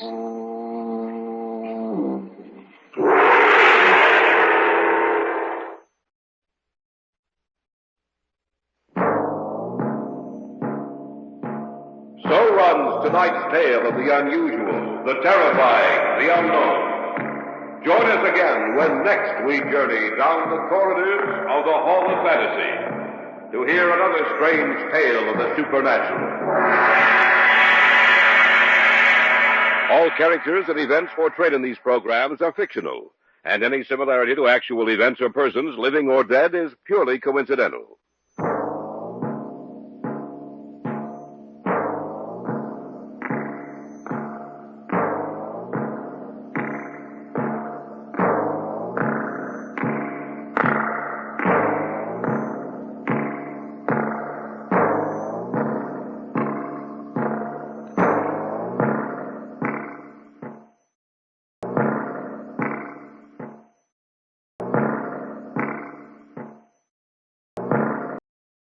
And now,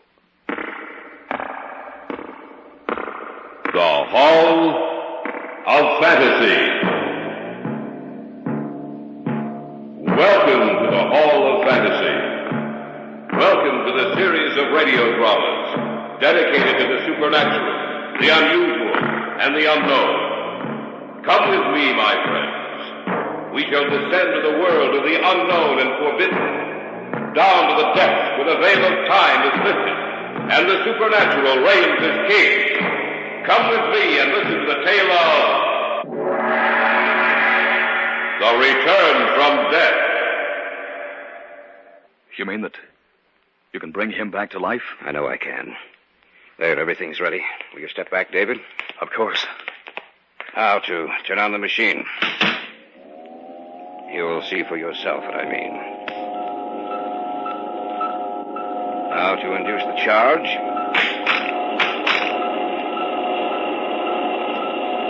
How much voltage are you using? 25,000.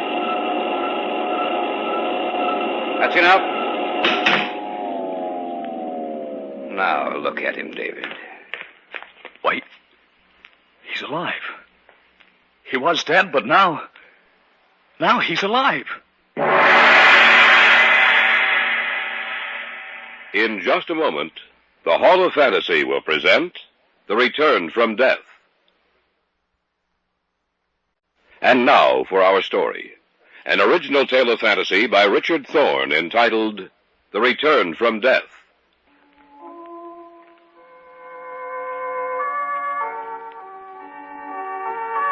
Dr. Jason Sinclair was a brilliant man.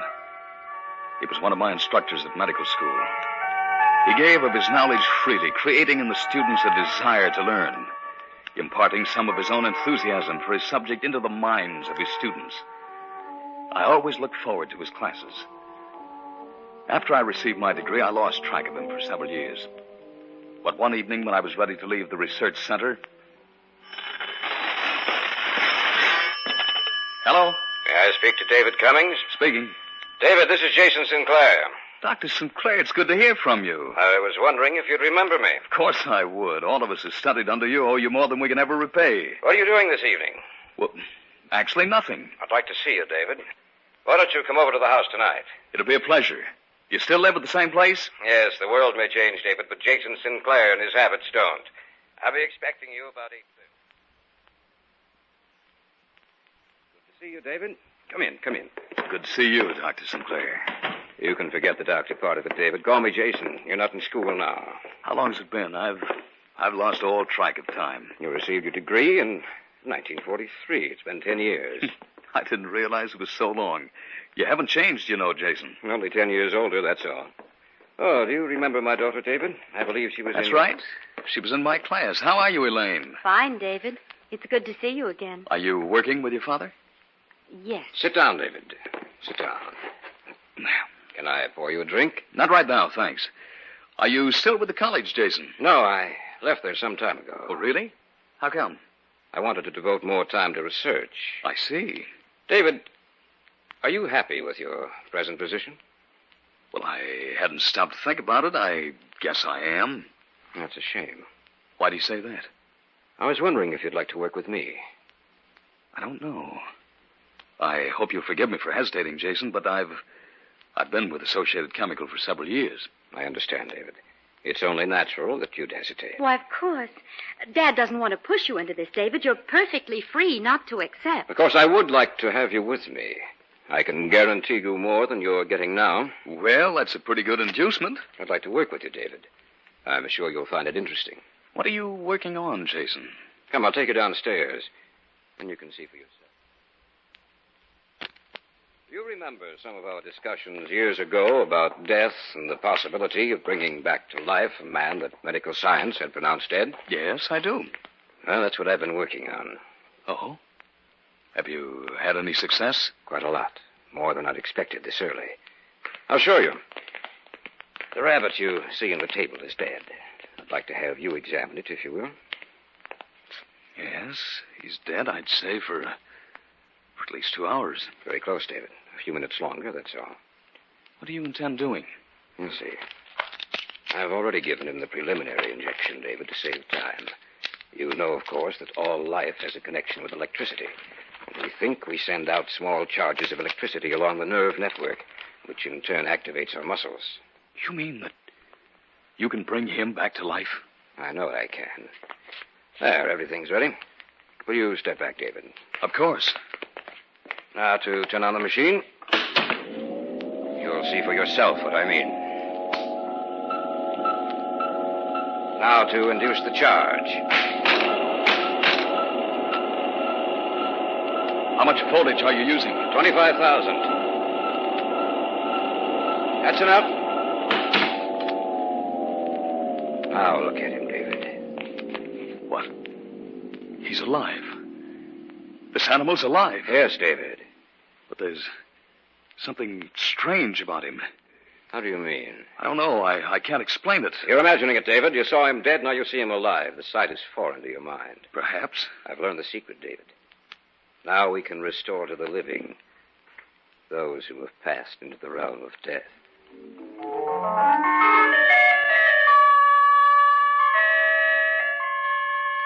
Although Jason Sinclair passed over my objection, I still couldn't get the thought from my mind. There was something strange about the animal.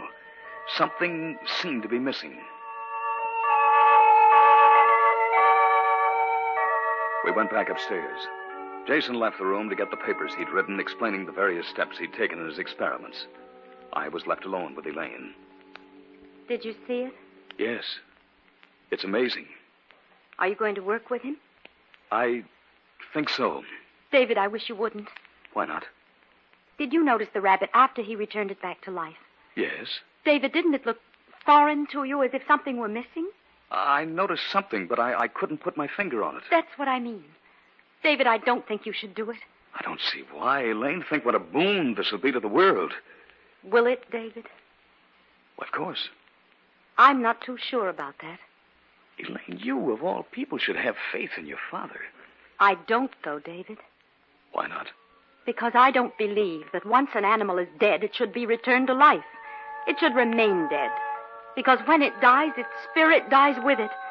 And when Dad brings these creatures back, the animal lives, true enough. But, David, it's like an automaton. The body may live, but the thing which gave it personality is dead. I'm still going to work with him, Elaine. Do you know what you're getting into? Dad is a precisionist. He'll experiment and experiment until finally he'll want to try it on a man. And where is that man going to come from, David? Where is he going to come from?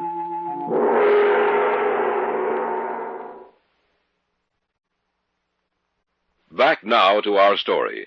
An original tale of fantasy by Richard Thorne entitled The Return from Death.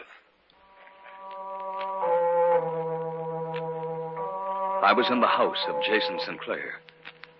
A few minutes before, I'd been witness to a scene which had amazed me. As I saw it, I made up my mind to work with Jason.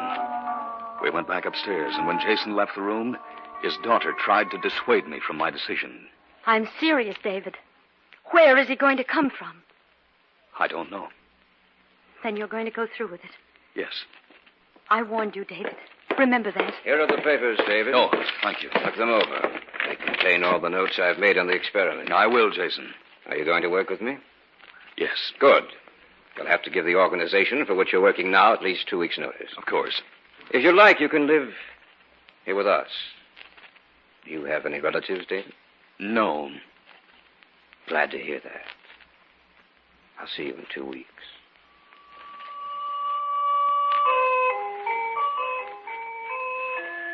2 weeks later, I moved in with Jason Sinclair, and we began working. We conducted experiments, making a few changes, altering the content of the preparatory injection, resetting the amount of voltage required, progressing from the lower stages of animal life ever higher. And then one night, he told me what he intended doing next. David, have you heard of Terry Whalen? Whalen? Oh, yes. He's going to die next week for the murder of that old man. That's right. We're going down to the prison tomorrow to see him. Why, Dad? Whalen has no relatives, no one to bury him after his death except for the state. What do you mean? I believe we can have access to his body after he's executed. You mean you intend using him as a subject? That's correct. What if we're successful, Jason? Won't it be dangerous to return a killer back to life? Not if we watch him. Not if we can destroy his urge to kill. Dad, I don't think you should do it. He's a dangerous man. Nonsense, Elaine. We'll increase the amount of voltage, David. Enough to destroy that part of his brain which motivates his desire to kill. Perhaps he'll completely change. Use someone else, Dad, not Terry Whalen. Where would I get someone else, Elaine?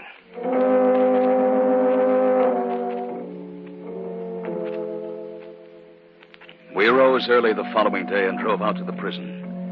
Jason was well known and thought highly of in official circles. We were allowed to talk to the warden, and Jason convinced him that Whalen's body would be used for medical research, but he neglected to tell him how it would be used. Then we were allowed to talk to Whalen. Just a few minutes, Dr. Sinclair. I understand. Who are you? My name is Jason Sinclair, Mr. Whalen. What do you want? To talk to you. So talk? You're to be executed next week, Mr. Whalen. Look, if you come here just to tell me that, I got a surprise for you. I already know it. I'm a doctor, Terry. We'd like to use you as the subject of an experiment. Sure, go right ahead. Not now, Terry, after you've been executed. What do you mean? Where are you from? You from one of those medical colleges? Listen, I don't go for that stuff. No, sir, if that's what you're here Terry. for, I propose to bring you back to life. You mean after I'm dead? That's right. You're crazy. You sound like you've been in stir too long. I'm serious. We can do it. You mean you can actually bring me back to life? That's right. That's pretty good. And they can't punish me a second time, can they? They can't kill me twice. You agree to it, then? Sure, Sawbones. Sure, I agree to it. Anything to get another chance.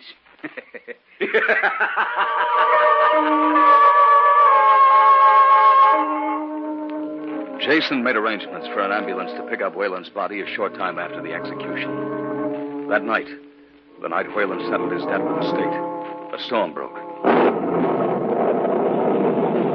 We stayed at the house and waited. The ambulance was already at the prison, waiting for its passenger. What time is it? Almost 12. I wish you hadn't arranged all this, Dad. Nonsense, Elaine. Well, that is 12 o'clock. The time is to die. It's only taken 3 hours, even in this storm, to get back here, Jason. That's right. When they do, David, they'll have Whalen with them.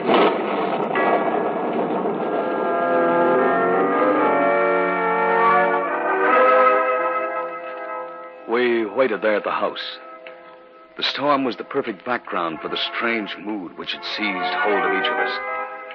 A short time after 3, the ambulance pulled into the driveway, and we went down and opened the basement door. They brought him in and sat him on a table. Yes, that's right. Thank you. Are you ready, David? I guess so. I'll prepare the hypodermic, then. We'll give him 20 cc's of this. No more than that? Of course not. There. That does it. Now, help me attach the wires.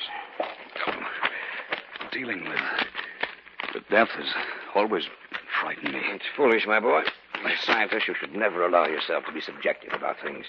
You must be completely objective. There. I believe that'll do it. Dr. Sinclair. Anything wrong, David? Maybe we ought not go through with this. You can't turn back now? No, I suppose not. Shall we begin? Switch it on. It has a pleasant sound, hasn't it, David? What's the reading? 10,000. Increase the charge.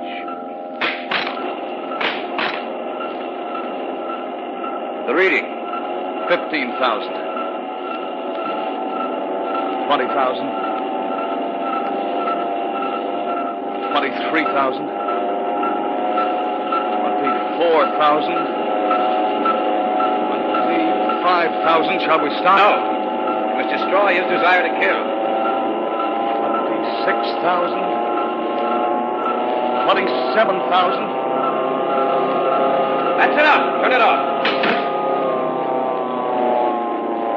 Now, to take a look at him. Place the contact microphone in his chest, David. Yes, Jason. Listen, David. You're listening to the sound of his heart, David. The beating heart of a dead man. We've succeeded. We've brought him back from death.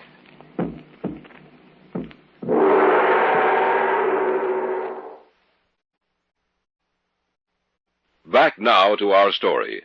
An original tale of fantasy by Richard Thorne entitled The Return from Death.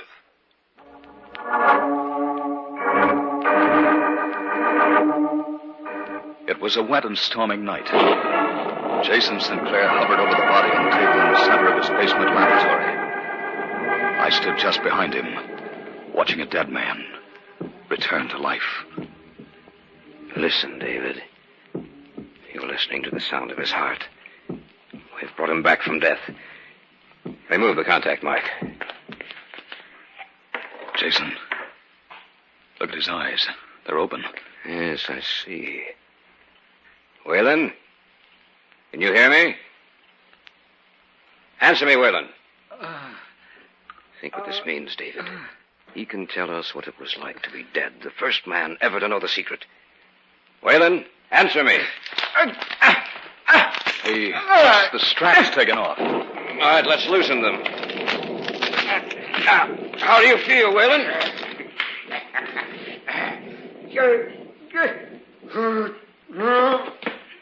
Look out, Jason. He's getting off the table. Nothing to be afraid of, David. He didn't limp before, did he? No. Some of the motor section of the brain must have been damaged. He's coming toward us. Don't move. You might frighten him.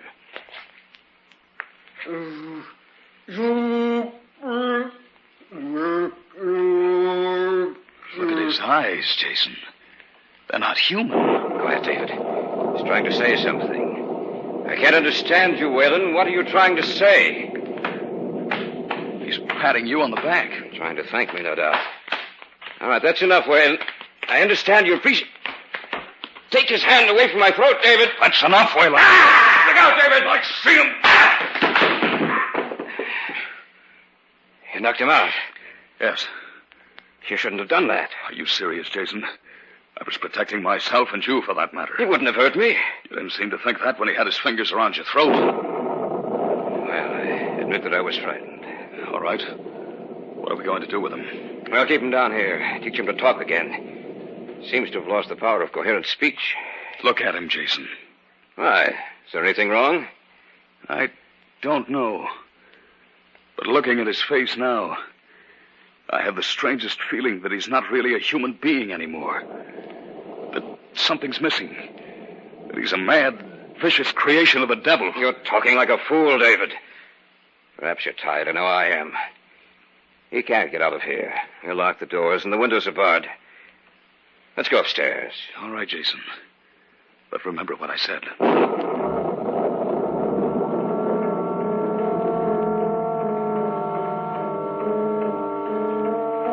We placed him back on the table, taking the precaution of strapping him down in case he should awaken. Then Jason locked the doors and took the keys with him. We went upstairs. I've been waiting for you. Elaine, I thought you were asleep. No, I couldn't sleep. You should have come downstairs and joined us then, Elaine. You brought him back? Yes. How did he react? Not as well as he might have, Elaine. Anything wrong? No, nothing. He tried to kill your father. What? He was merely trying to thank me, David. He's probably suffering from a sort of amnesia. He doesn't realize his own strength. He's like a baby. You know that's not true, sir. He's an inhuman, vicious killer. Oh, you should never have done this, Dad. Will you both be quiet? I'm tired of listening to you. What? I don't like to admit it, but I know I've been wrong. I'm sorry, my dear. I lost my temper. I shouldn't have. I know it's because I think you're both partially right. How do you mean, Jason? There is something inhuman about that thing that was a man downstairs. I noticed it tonight when his hands were on my throat. In his eyes, that intangible something that makes an animal a man is missing. In its place, I see the eyes of a madman with no soul. Oh, what are we going to do? I don't know. Maybe we haven't failed, sir. Maybe because we're tired, we think we have. It may look completely different to us after a few hours of sleep. What was that? Came from downstairs. Whalen. We had him strapped to the table. He must have gotten loose. That was the door. He's trying to knock the door down. We have to stop him. But how? Elaine, get my gun. All right, Dad. I'll be right back. Tried not to admit it, David, but that was only lying to myself. You and Elaine brought me to my senses. You were right all along, about the rabbit, about the other animals, and especially about Whalen. He must be destroyed. He's a monster without feeling. Here, Dad. Here's the gun. Thanks. I'm going down there and... You won't have to go down there. That was the door. Listen, he's coming up the stairs. Turn the lights out, David. Yes, sir. I'm going out in the hall to meet him. No, Dad. No, let him come in here. We'll stay right over here on this side of the room. All right, David. Be quiet. He's coming. I don't want to shoot him. I'll try to take him alive. You'll have to shoot him. Oh, yes, Dad. He's just outside the door.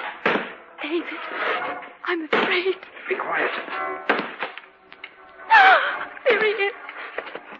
Where you close. He's searching for me. Be quiet. He's looking this way.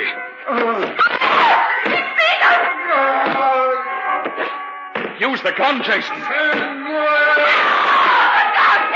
the trigger. He's still coming.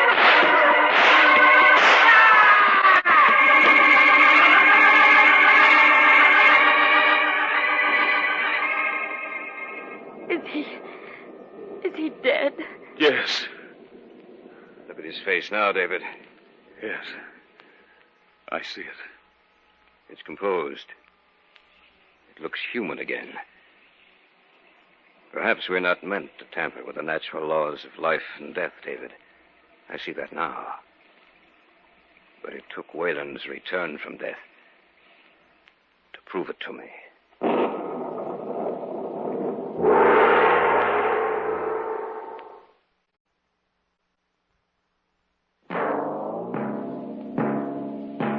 So runs tonight's tale of the unusual, the terrifying, the unknown. Join us again when next we journey down the corridors of the Hall of Fantasy to hear another strange tale of the supernatural. All characters and events portrayed in these programs are fictional, and any similarity to actual events or persons, living or dead, is purely coincidental.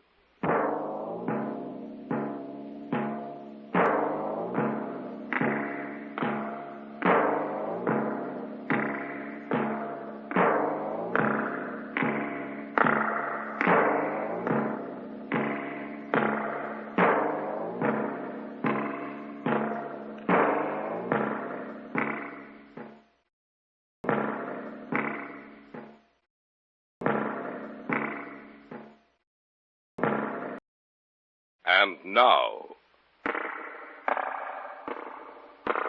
the Hall of Fantasy. Welcome to the Hall of Fantasy. Welcome to the series of radio dramas dedicated to the supernatural, the unusual, and the unknown. Come with me, my friends. We shall descend to the world of the unknown and forbidden, down to the depths where the veil of time is lifted and the supernatural reigns as king. Come with me and listen to the tale of the Telltale Heart.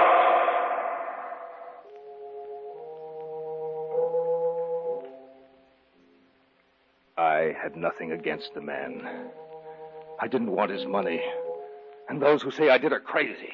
He was always agreeable and liked me. But there was one thing about him that bothered me. That eye of his. That pale blue vulture eye. Why did you do it? That voice. It's always with me. It's always with me. Why did you do it? Why did you do it? Listen. Can't you hear it? Slow, rhythmic beating. It's with me. It follows me wherever I go. The pounding of his heart. The pounding, beating rhythm of the telltale heart. Be quiet! Be quiet! Be quiet!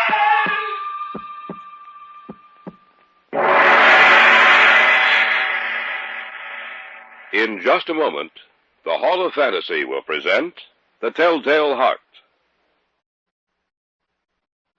And now for our story. Adapted for radio by Richard Thorne, entitled The Telltale Heart.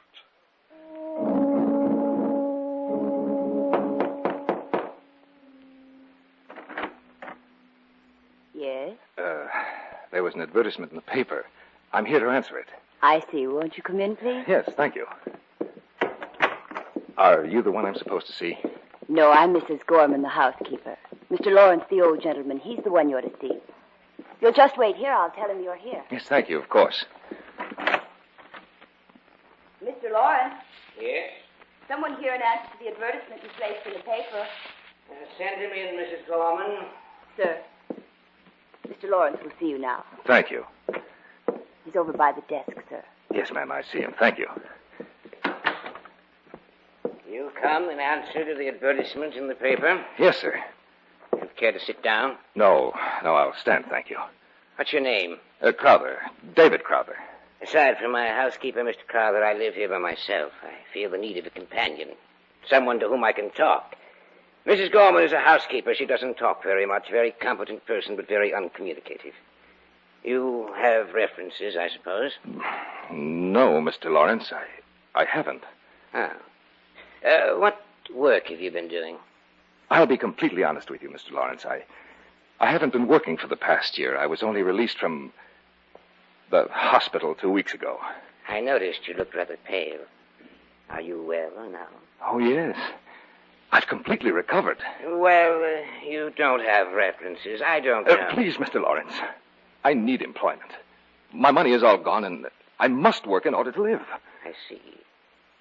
What about your family? I have no family. No other attachments? No, sir. I'm going to take a chance on you, Mr. Crowther. Thank you, Of sir. course, your salary won't be too large. But you'll have a roof over your head and plenty of food to eat. When can you start? Tonight, if you like, Mr. Lawrence. Excellent. You know, Mr. Crowther, David, if I may call you that. Yes, sir. I have the feeling that we're going to get along quite well together.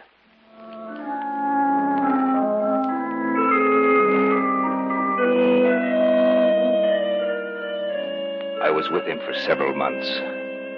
I don't know when the idea first entered my mind, but once it was there, it haunted me day and night. It enveloped my brain with its cunning. I had nothing against the man. He was always agreeable and liked me. But there was one thing about him that bothered me. That eye of his. One day I asked the housekeeper about it. Mrs. Gorman. Yes, David? The old gentleman. One of his eyes. Is there anything wrong with it? What? I don't think so, David. I hadn't noticed. To me, one of his eyes resembles that of a vulture. Pale blue it is, with a cloudy film covering it.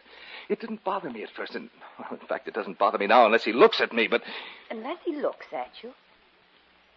Why? Well, every time he looks at me, my blood runs cold. That pale blue vulture eye... I think you're imagining things, David. Yes, Mrs. Gorman. Perhaps I am imagining things. You won't say anything about it to Mr. Lawrence, will you? Of course not, David. I don't know what came over me. Of course, there's nothing wrong with the old gentleman, nothing at all. Yes, but there was. That eye of his. That pale blue vulture eye. Little by little, I began to hate him with all my heart.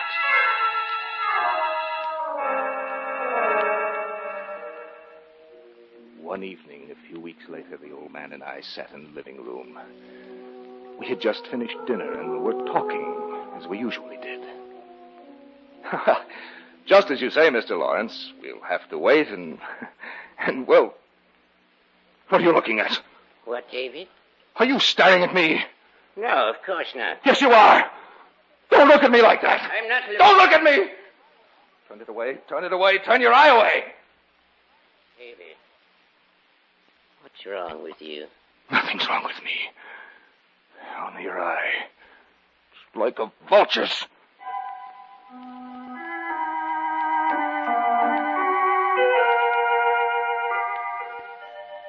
A few days passed, and I guess he thought I had forgotten about his eye. But I hadn't. No, I hadn't.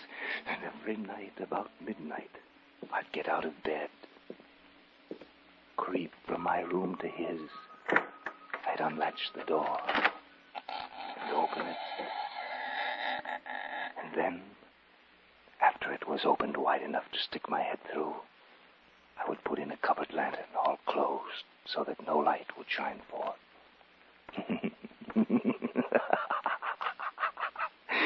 And after I had my head in the room, I would undo the lantern so that only a single ray of light darted out.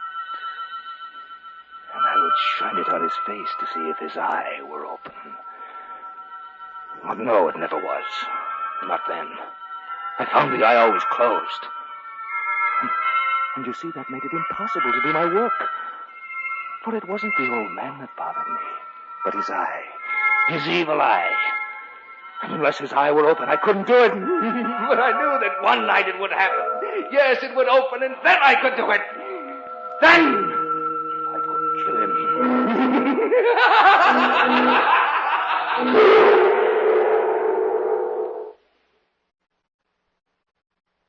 Back now to our story, adapted especially for radio by Richard Thorne, entitled The Telltale Heart.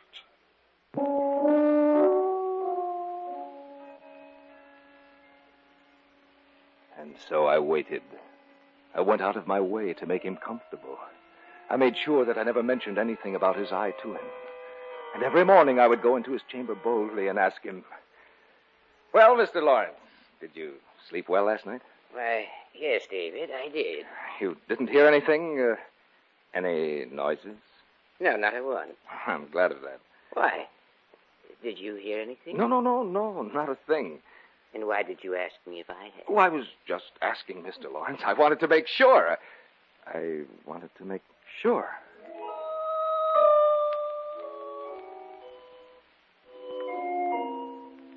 And he thought everything was all right. He was a fool, just like all the others. Well, how could he know? Yes, how could he know that every night on the stroke of 12, I looked in upon him as he slept? You know, David, I didn't sleep very well last night. You didn't, Mr. Lawrence? No, I had a bad dream. Oh? What did you dream about? I dreamt that someone was looking in at me while I slept. Just waiting for a chance to kill me. Well, that's just a dream, Mr. Lawrence. Nothing to worry about, you know that. Yes, I guess it was just a dream. Because the only people here are Mrs. Gorman and myself, and neither one of us would hurt you. You know that, don't you, Mr. Lawrence? Yes. I'm glad you're both with me, David. Just the same. I can't seem to get rid of that feeling. It frightens me. Don't worry about a thing, Mr. Lawrence. No, don't worry. I'll take care of you.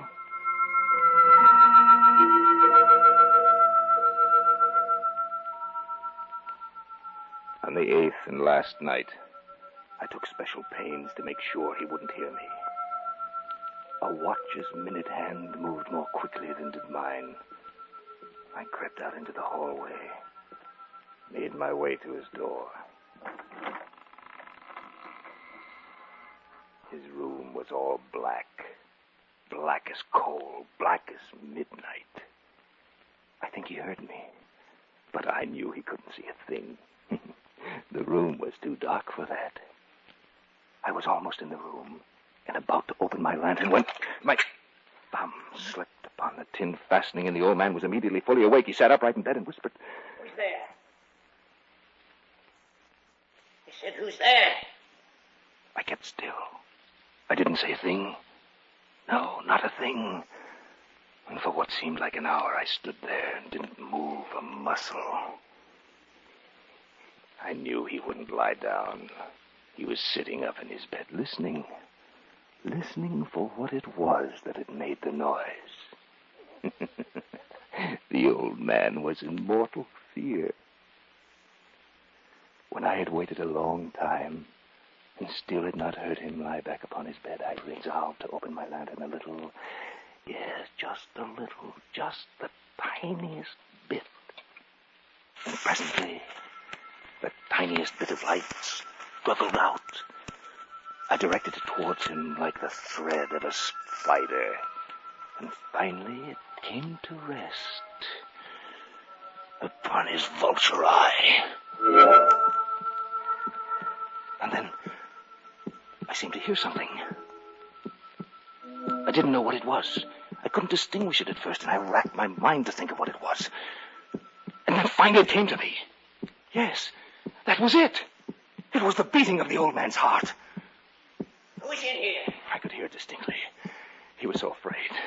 Beat, beat, beat, beat, beat, beat. It went. I could feel its rhythm. The old man was in mortal terror. But I held the lantern motionless. I tried to keep the beam of the light focused on that terrible eye, that pale blue vulture's eye. The incessant drumbeat of his heart increased. It grew quicker and quicker. Beat, beat, beat. Louder, louder every moment.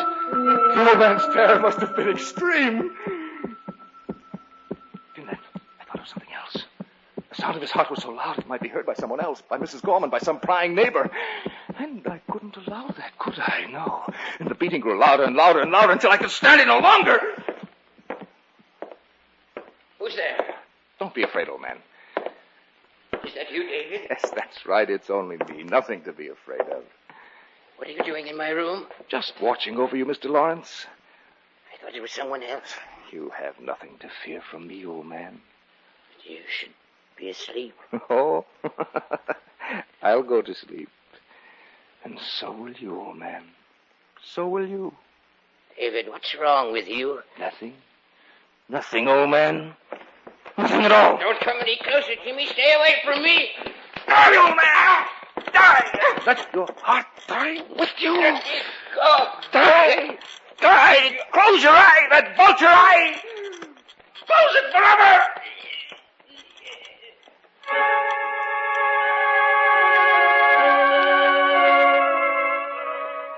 I stood there in the darkness, looking down upon him. He was quiet now. Strange kind of stillness was upon him. For he was dead. His eye would trouble me no longer, and I knew that I had to dispose of the body. And I racked my brain to think of a place, and then it came to me. Yes, I pulled 3 boards from the floor. I had to work quickly. The blackness of night was fast changing to gray. I placed his body under the flooring very neatly, and then I boarded it up again.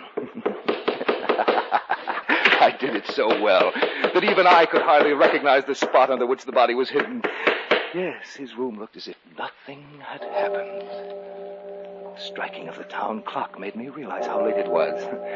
Well, the job was over, and no one would ever be the wiser. Who's there? Mrs. Gorman. Just a moment.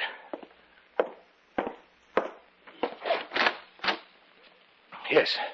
Yes, what is it? Where's Mr. Lawrence? He's not here. Not here. No, he went out to the country late this evening.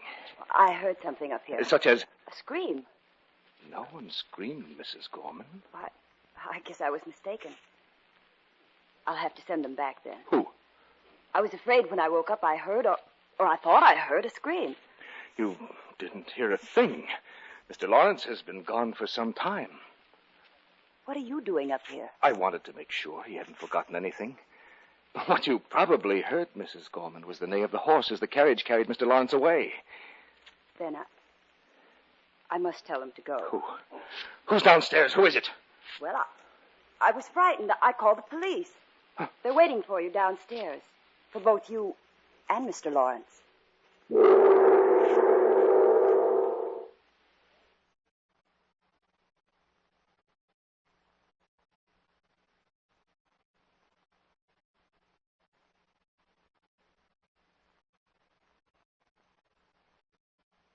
Back now to our story, adapted especially for radio by Richard Thorne, entitled The Telltale Heart.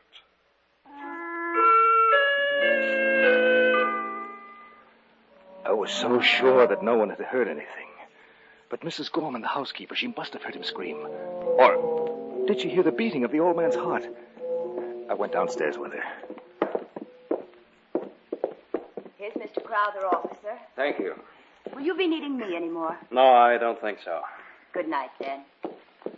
Well, what can I do for you, gentlemen? You'll have to pardon us, sir, for disturbing you. We received a complaint from your housekeeper about some strange noises she heard. Oh, she must be mistaken, officer. Nothing's happened here. The housekeeper said she heard a scream from upstairs. Oh, she must have been dreaming. Perhaps. But I hope you'll excuse us, sir, if we take a look through the house. Why, certainly, officer. I have nothing to hide. Well, where do you want to start, gentlemen? If you'll just show us around. With pleasure. Just follow me. I led them from room to room. I took them all over the house. I wanted to show them I had nothing to hide. I showed them every nook and cranny in the place except the old man's room. I wanted to save that till last. Don't you think this is enough? Finally, I took them into his room, and though they searched it exhaustively, they found nothing. I was quite pleased with myself. That housekeeper of yours must have imagined she heard a scream from up here. Probably just a nightmare. Well, perhaps what she heard was me. Yes, I had a nightmare, and I think I might have been the one she heard. Well, there you are. That's a simple explanation of it. Yeah, I often have nightmares, you know. We ought to go to her room and tell your housekeeper. Don't worry about it, Tom. It wasn't her fault. Yes. Well, as a matter of fact, how will she know who made the noise? She said there was a Mr. Lawrence living here, too. Oh, yes. Where is he now? Well, he isn't here. Well, that's evident. But where is he? Well, he went out to the country for a few weeks. He left tonight. I see. Sorry to have troubled you, sir. No trouble at all, officer. Well, let's get out of here, Ed. We're keeping this gentleman up. If you gentlemen won't think it presumptuous, won't you have a glass of wine with me? I know how it is after you've been up all night. Oh, I don't know, sir. We're not supposed to drink while we're on duty. Ah, but, Ed, we're almost through. Let's have a glass of wine. When we finish here, we can go home. Yes, do have some wine. All right, it's a pleasure. All right, I'll get it for you. And Mr. Lawrence always kept a decanter and glasses on that table. Did you say kept, sir? A slip of the tongue, officer. The hour is late, you know. Don't mind Ed, Mr. Crowther. He's suspicious of everybody. Yes, of course. Well, that's your job. Well, here we are. I hope you like sherry. Mm-hmm. Always have it at home. Good. Glad to hear that. Well, here's yours, sir. Thank you. And yours. Thanks. There. Now, shall we drink to something, gentlemen? Well, let's drink to you, sir, as a sort of apology for interrupting your sleep. Yes. That's very good, you know. You did interrupt me. I wanted to show off. I had seated them in the old man's room. And after all, in a way, this was a celebration, a token of my ingenuity. I'd seated myself on top of the very spot under which I'd hidden the body. We had one glass of wine, then another, and another. We were talking quite freely when I heard it. Won't you gentlemen have enough... What's that? What's what, sir? That noise. That beating. I don't hear anything. Anything wrong, Mr. Crowther? No, nothing. Nothing's wrong. Have some more wine.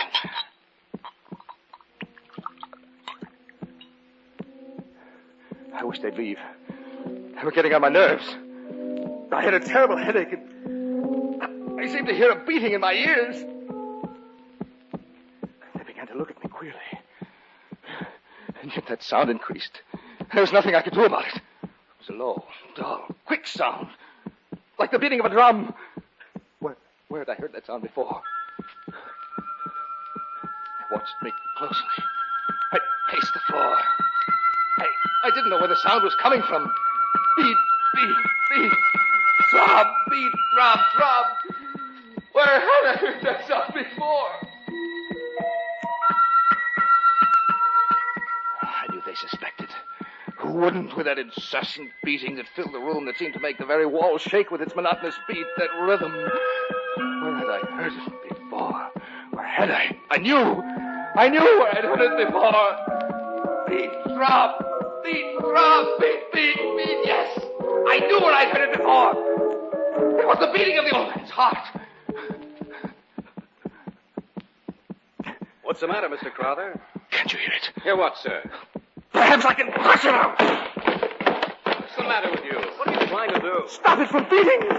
Stop what, sir? Get out of here. Both of you.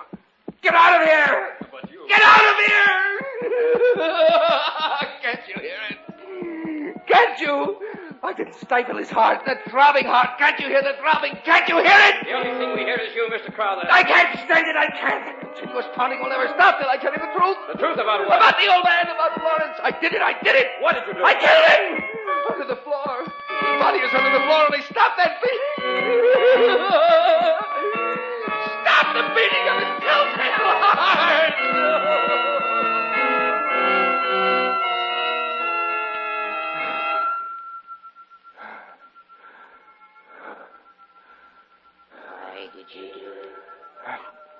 That voice, it's always with me. Always with me. Why did you do it? Why did you do it? Listen. Can you hear it? Slow, rhythmic beating. Beating. It's with me. It follows me wherever I go.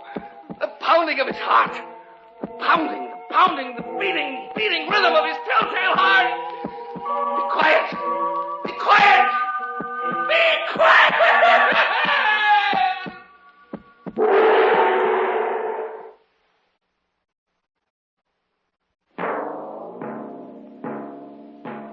So runs tonight's tale of the unusual, the terrifying, the unknown. Join us again when next we journey down the corridors of the Hall of Fantasy to hear another strange tale of the supernatural.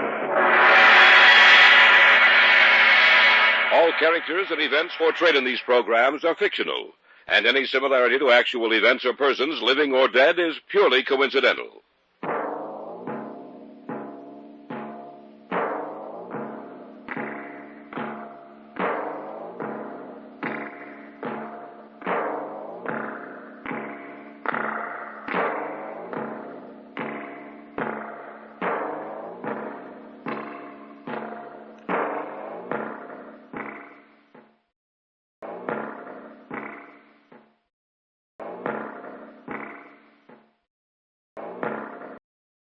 And now, the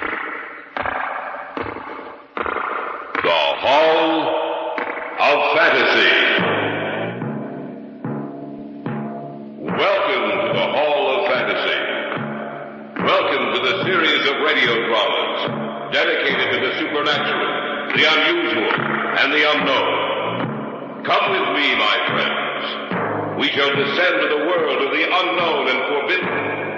Down to the depths where the veil of time is lifted and the supernatural reigns as king. Come with me and listen to the tale of the Man in Black. The wind. Where did it come from? It is always there when he wants to speak to me. It is the sound of his voice. You're not serious about this man, are you? Take it as you will, my good sir. Put your own interpretation upon the words I have spoken.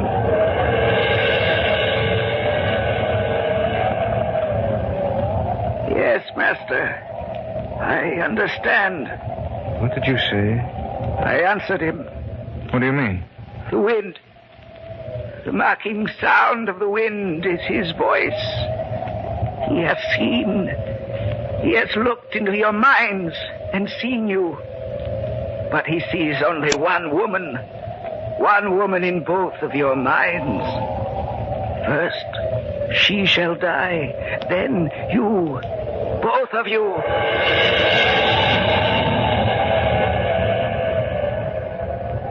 Yes, master, I hear and obey.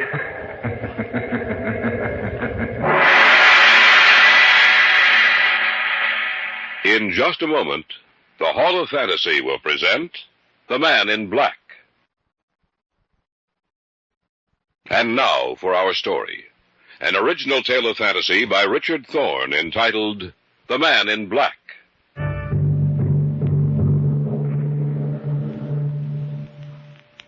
We live in a world which borders at times on the unreal. A world that cannot explain the various phenomena which seem to have neither beginning nor end. That subtle, fleeting power of perception which reveals itself to a human being only at infrequent intervals throughout his life. That sudden, sharp feeling that danger or death is near.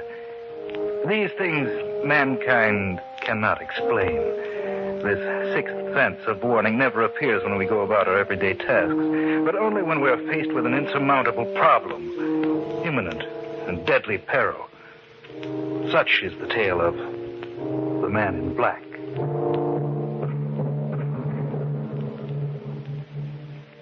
It was a cool, quiet night. That night it began. For some reason, Brian had insisted that we take a stroll in the park. It's late, Brian. Almost 11:30. I know, David. Beautiful night, isn't it? Yes. A good night for sleeping. I like to come out here about this hour. It seems to give me a sense of belonging. That sounds strange coming from you. No, I'm quite serious, Dave. I feel no relation with the rest of the world, but out here in the park, listening to the sound of the crickets, or footsteps on the walk, I feel as if I belong. You understand what I'm trying to say? I think so. Another thing, it's strange, but I have a feeling. A feeling that something is wrong, that something is going to happen. What do you mean? Something inside of me. I almost know that something will happen that will change the entire course of my life. Oh, I think you're just imagining. That woman coming towards us. Yes, I see her. I wonder if... Man in black. Have you seen that man in black? I'm sorry, but we haven't... Just a minute, David. Let her talk. Have you seen him? Have you seen the man in black? No, I'm afraid not. Oh, I thought perhaps you could help me. I must find him. Well, we haven't seen anyone out here tonight except you. The man in black. I must find the man in black. What did she mean? I don't know. The man in black. Maybe we ought to follow her. No, let her go. That's strange. What? It was so still before, now a wind seems to have sprung up from nowhere. Listen. She went off in that direction. Let's take a look. Wonder why she screamed. Well, she couldn't have gotten too far. Look up ahead. That must be her. Lady, is anything... What's the matter with her? She's dead. Dead? That's right. I wonder who he is. Who? The man in black.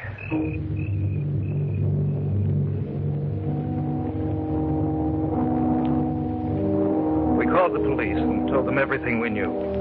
There were no marks on the woman's body, nothing to indicate the manner in which she died.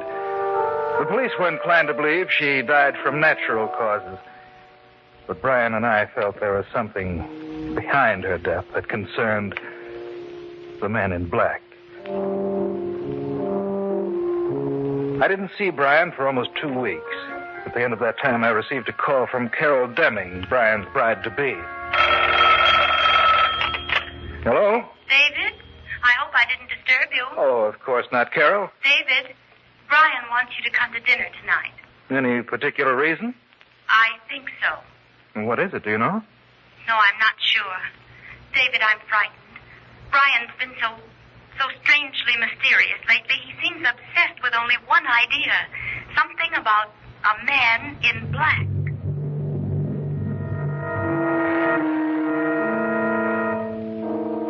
Not once during dinner did Brian mention the subject. It was perhaps an hour after the meal. The three of us were sitting in the library when he brought up the subject of the man in black. Remember that woman we saw in the park, David? Yes, of course. She aroused your interest, didn't she? Yes. She did the same thing to me. Only I did something about it. Brian, I wish you'd forget about this. I can't, darling. I know how you feel about it. I did my best to forget it, but I couldn't. Still, don't you think that... My mind will never be quiet until I get to the bottom of this. Maybe the woman we saw was upset. It was quite evident, David. I made some inquiries about this supposed man in black just to see if anyone knew anything about him. And? And I discovered that no person alive was described in that way. Well, then you can forget about it. I said anyone alive. What do you mean by that, Brian? The man she was talking about has been dead for 30 years. Well, then, that ends your investigation, doesn't it? I'm afraid not. Why not, Brian? When I've traced down every last clue about him, only then will I be satisfied. Who was he, this man in black? An immigrant to this country, David. He's buried in a mausoleum in a private estate about 40 miles north of the city. You mean he lived here? No, he didn't. It was his dying wish that a mausoleum be built and his body placed there after his death. No one knows where he came from. Well, why should he pick this location? I don't know, David, but I intend to find out. How? I understand there's a caretaker for the estate. I intend going to him to learn the story. When? Tomorrow. Do you mind if I come along? Of course not. What about you, Carol? No. I don't want to go with you, and I wish you wouldn't go either. There's nothing to be afraid of. Are you sure, Brian? Are you really sure? What's the matter, Carol? Over there, at the window. There's nothing there. Oh, but there was. There was something over there. I couldn't see it clearly, Brian, but it was there. The grotesque figure of a man's face floating outside the window.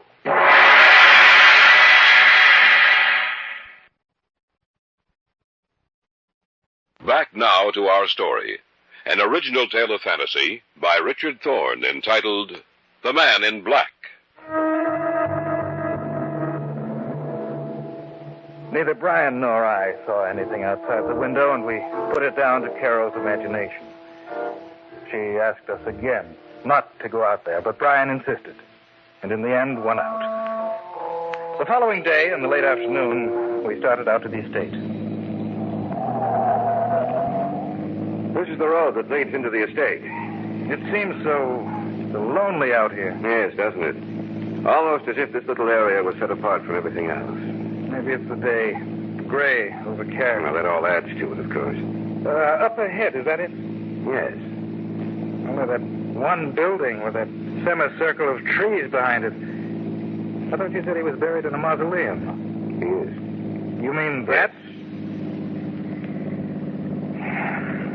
I don't like this, Brian. Are you afraid? Maybe. Look, there's an old man standing in the doorway. Looks as if he were waiting for us. I wouldn't be surprised if he was. Well, let's go meet him. Maybe we ought to go back. Of course not. We've already come this far. We'd be crazy to turn back now. Good day, gentlemen. I've been expecting you. Please come to find out. No need to tell me. Just follow me, please. He said you would be here about this time. Who? I'll tell you later. So dark in here. Your eyes will become accustomed to it, the darkness. Just come with me. What do you think? I don't know. You said something? No, nothing at all. This is the room. Right in here. You wish to learn of the man in black. Am I correct? Yes. Can't we have more light? The candles burning in here don't throw off much light. I'm sorry, but that would be against his orders. Whose orders? He who walks by night. What can you tell us about this man in black? Quite a good deal. The man who lies in a stone coffin in the center of this room died some 30 years ago. Yet his body is as it was when he was alive. Perhaps you would like to look at him. No. I'm sorry. You ought to look upon him. After all, he has laid claim to you already. What do you mean? The woman you met some time ago. She was the first link in the chain. The last in her chain, but the first in yours. They who search for the man in black shall die, but not before they see the one they love most in this world die first. The wind. Where did it come from? It is always there when he wants to speak to me. It is the sound of his voice. You're not serious about this man, are you? Take it as you will, my good sir. Put your own interpretation upon the words I have spoken.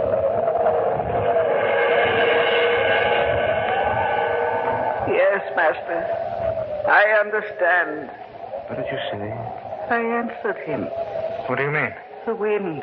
The mocking sound of the wind is his voice. He has seen. He has looked into your minds and seen you, but he sees only one woman. One woman in both of your minds. First, she shall die. Then you. Both of you. Yes, Master. I hear and obey. That voice. Where's that voice coming from? From his coffin. Stop now. Yes. He has stopped laughing. Your meeting is over now. But you will see him again quite soon. Remember to look for the man in black.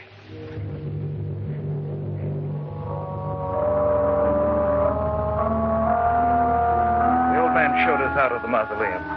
So cold and lifeless. So frightening to behold. We sat silent for some minutes as we drove back. But then Brian broke the unnatural quiet. I didn't know you felt that way about Carol. Oh, he was mistaken, Brian. You're not a very convincing liar, David. It's true, isn't it? Yes. I'm sorry. Forget it. All right. What do you think? About the story the old man told us? I hope he's crazy. What if he isn't? Then I don't know. I just don't know. When we get back to town, Dave, we'll pick up Carol and head for my place. Why? It's strange, but something tells me that what the old man said was true.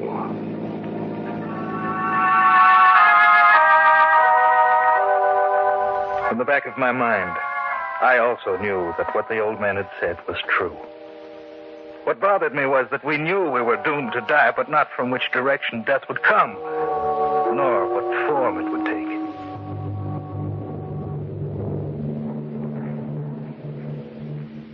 We phoned Carol from a little roadhouse just outside the city. She was waiting for us when we pulled up in front of the apartment building in which she lived. From there, it was only a short drive to Brian's place.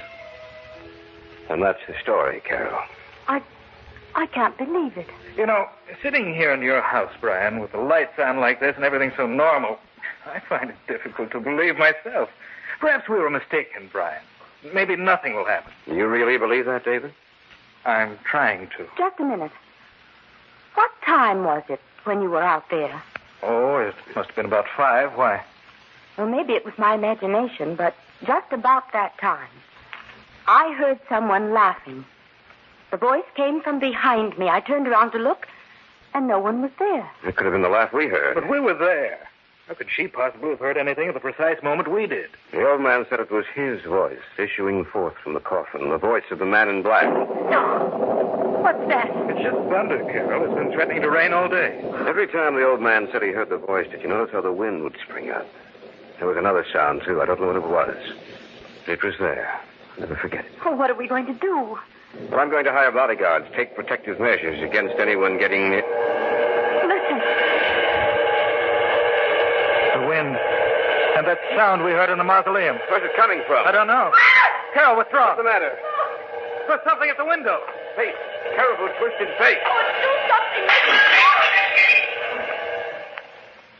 It's gone.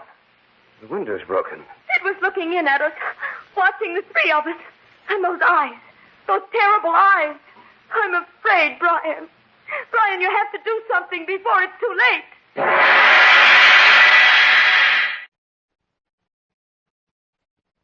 Back now to our story. An original tale of fantasy by Richard Thorne entitled The Man in Black.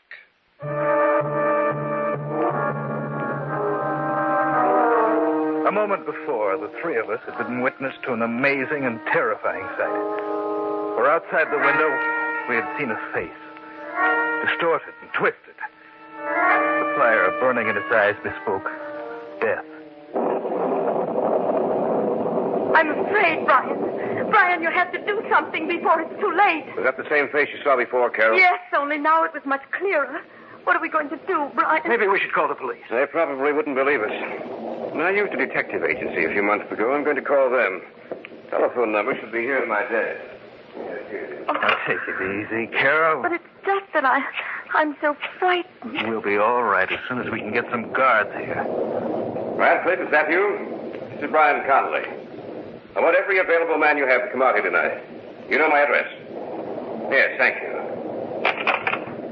They'll be out here as soon as possible. Is Radcliffe coming? No, but we'll have 8 men here in the house to give us protection. We'll stay here, the 3 of us.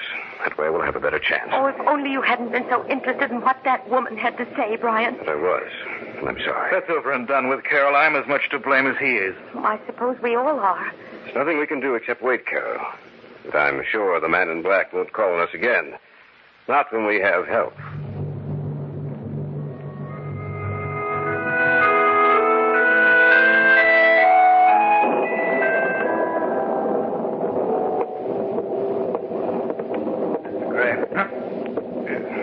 Yes. What do you want? I'm just checking up on things, sir. Have all the men been posted? Yes. It's rather dark out here in the hallway.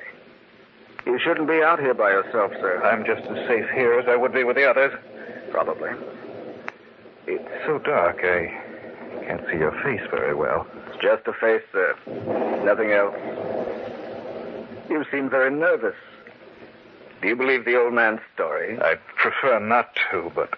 It is rather frightening, isn't it? Yes. Well, I'll continue on my rounds. Good night, sir. Probably see you again before morning.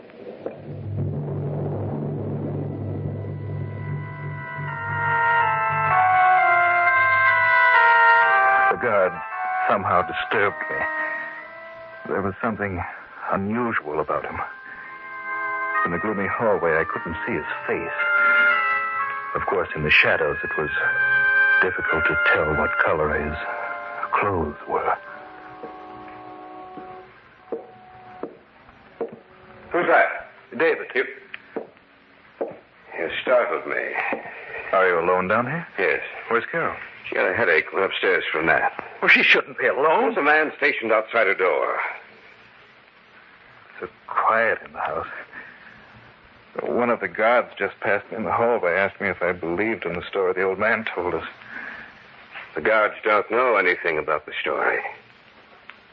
Are you sure? Of course I am.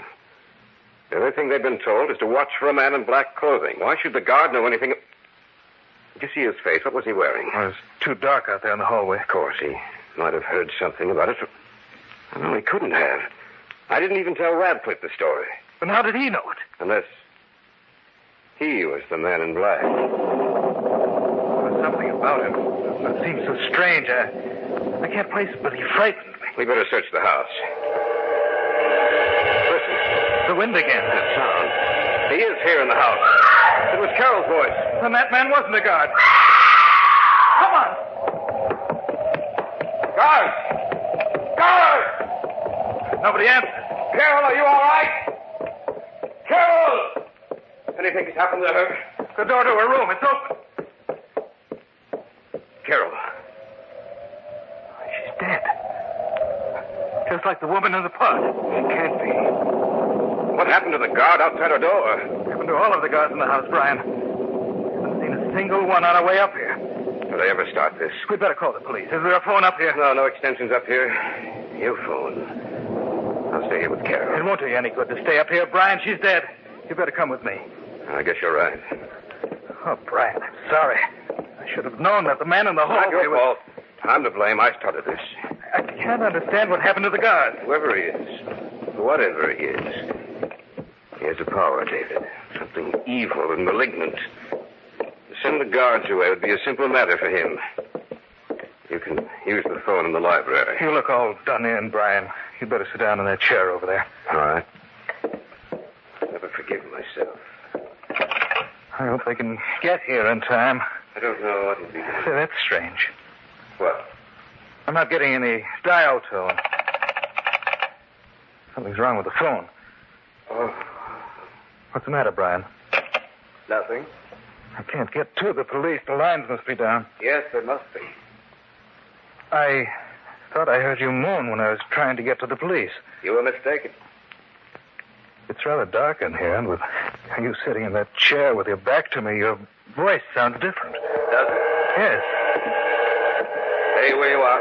Something's wrong with you. What is it? Don't you know? No. Perhaps you should look at my face. You're not Brian. The man in the hallway, you're... The man in black. What? What happened to... Your friend? We exchanged places for a while. You mean he's dead? That's correct. As you will be soon. Don't come any closer to me. Are you afraid? Why don't you run? I can't move. Now, you see him. The man in black, face to face. And now, you die.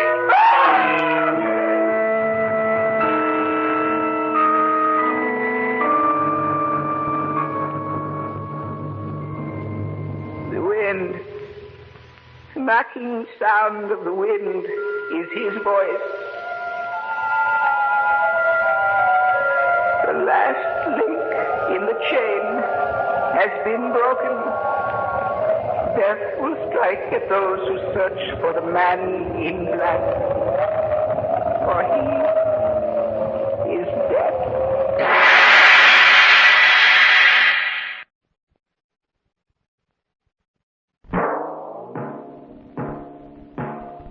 So runs tonight's tale of the unusual, the terrifying, the unknown. Join us again when next we journey down the corridors of the Hall of Fantasy to hear another strange tale of the supernatural. All characters and events portrayed in these programs are fictional, and any similarity to actual events or persons, living or dead, is purely coincidental.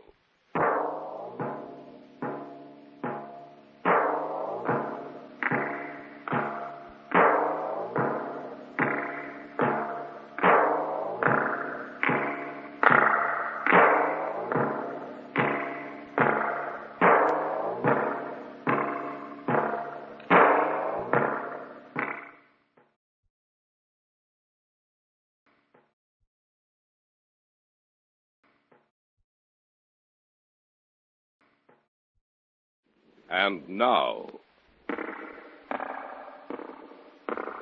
the Hall of Fantasy.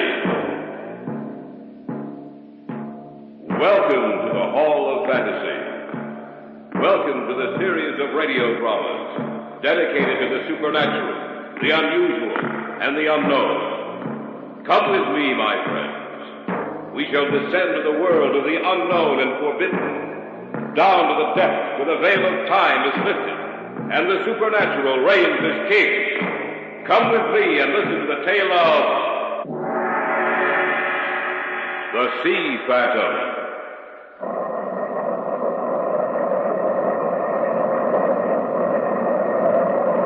There was a terrible storm on this coast. The ship was heading for safer waters when through the storm they heard a woman calling for help. The captain ordered his men to rescue her. The ship heeled around and started towards her.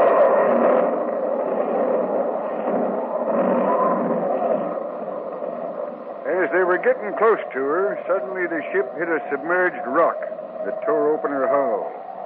No one had a chance. For in a matter of minutes, the ship and all hands were lost.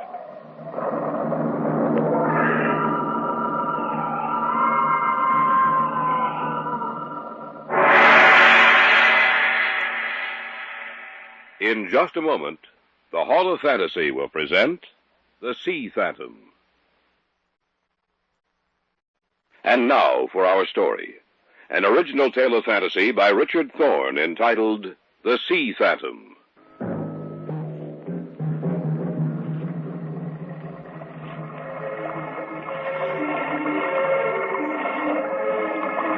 The house stands on one of 2 points of land that stretch out into the ocean, forming a small bay of the water and the shore between them. The tides rise and fall. The waves roll in inexorably. Sometimes the wind shrieks and howls in anger. On a calm day when the ocean is at peace with man and the soft sea breezes blowing off the water, there's no more beautiful spot in all the world. But when the sea is angry and the winds whip it into a raging fury and the sky is filled with black swirling clouds, then you would believe that you were in another world. And you would also believe the stories they tell.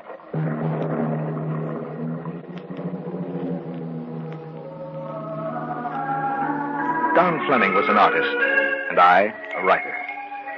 And through the years, we'd become good friends. Oftentimes, we would take trips together around the country, to Europe or South America. He to paint, I to write. And when we had finished with the day's work, well, we managed to have some pretty good times together. How we came to rent that house in Maine on the rocky coast of the Atlantic, I still don't know. But we did, and it was there the story I tell you begins. Awful nice of you to come out here with us, Mr. Loman. Well, I was coming out anyway. Got to see old Mrs. Green about some business, so I figured I might as well drive out with you fellas. Make sure you get settled nice and comfortable like. Well, we appreciate it, Mr. Loman. Oh, it ain't nothing at all. You're that writer fella, huh? That Larry Reardon? Oh, that's right. Read one of your stories in a magazine just the other day. Pretty good. Oh, thanks. And what about you, young fella? What do you do? I'm an artist. Painter, eh? Yes, he is. And a very good one. Only thing I know about painting concerns houses and barns and boats. That's the only painting I ever done. You're probably a lot better off. I expect so. Well, here's the house. Better pull up. It's a beautiful house. Always come out here when I rent it to folks. Yeah. Here's the key. Thanks. And I want to thank you for driving me out here. I'll go on down to Mrs. Green's now.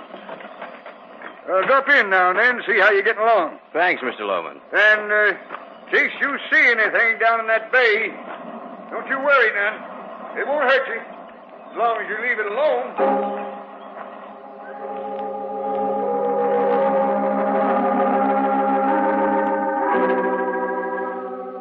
Both Don and I thought he was joking when he said that. He disappeared down the road, and we moved everything into the house. Ah, it was a beautiful old place, spacious and bright, standing like a lonely sentinel on the point overlooking the ocean. And in the days that followed, we were too busy to think about his words. Both Don and I seemed to be, well, inspired, if you'll allow me to use that. And his painting was almost half finished, while my story was well along the way. Not until a week after we arrived did we realize what was happening.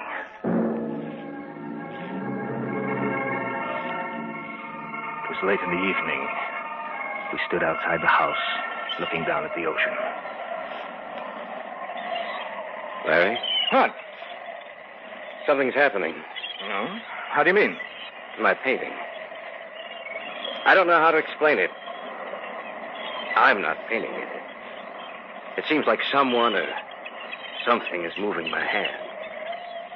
I make no conscious effort when I stand before that easel. Brush seems to be alive. Well, that's what's been happening to me with my story. You know, usually I have to think and plot ahead for hours before I can write a word. But it's been different with this story. Don, it's writing itself. What's it about? Oh, about a phantom ship that sails forever. You haven't seen my canvas, have you? Well, why? Because that's what I'm painting. The phantom ship.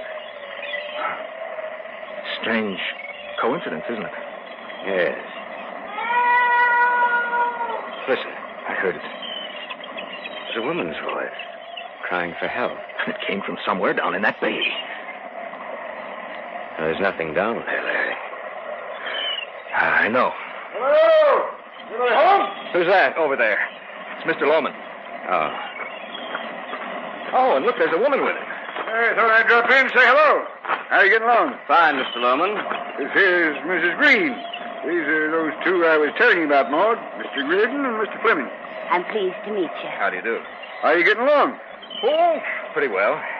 Say, by the way, when you were coming up here, did you hear anyone calling from down in that bay? No, not a thing. It was a woman's voice.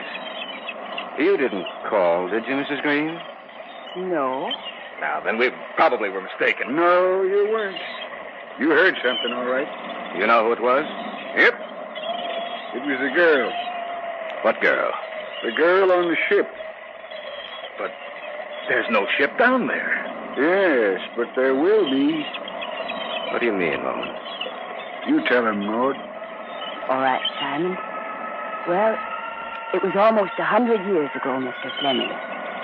There was a terrible storm on this coast. The ship, the Sea Mist, was forced into this bay. They were heading for shore when through the storm they heard a woman calling for help. The captain ordered his men to rescue her. They heeled around and started toward her. Then the ship hit a submerged rock that tore a gaping hole in her hull. Well, the Sea Mist went down in a matter of minutes, and all hands were lost. But how could anyone... It's true, believe me. Folks saw it on the shore. Saw the girl appear and the ship go down.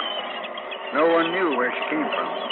But who was she? Well, people said she was the captain's dead wife, the woman he murdered 20 years before, and that she'd vowed vengeance on all men. That's why I told you if you saw anything down that bay to pay no attention to it. Oh, we haven't seen anything. We only heard her voice. Now, you'll see the ship. Don't you worry about that. The waves seem to be rolling in much stronger than they were before. There it is again. Yep. That's her, all right. I can't see any... Wait a minute. Down there, Larry, see? Yes. A sailing ship under full canvas. The girl. She must be in trouble. Why don't we go down there? Right, there's a rowboat down there. I wouldn't if I were you. I'm going to see what's down there. I'm telling you, don't go. Come on, Don. Right. Don't go, I tell you. Only thing you're going to find out is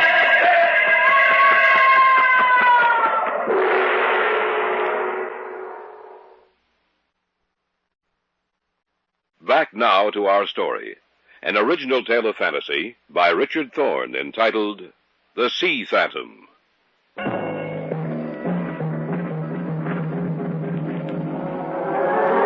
and I went down the trail as fast as we could, even though it was steep and treacherous. As we neared the water, the spray from the breaking waves filled the air, and falling down on the rocks made them slippery and wet. Those waves look pretty strong. Yeah, but nothing to worry about, though. All right. You ready with the oars? Right. I'll shove us off then. Okay. The ship's still there? Yeah. Can you see anyone? No. Well, it shouldn't take us too long to get out to it. Then we'll see if anyone's aboard.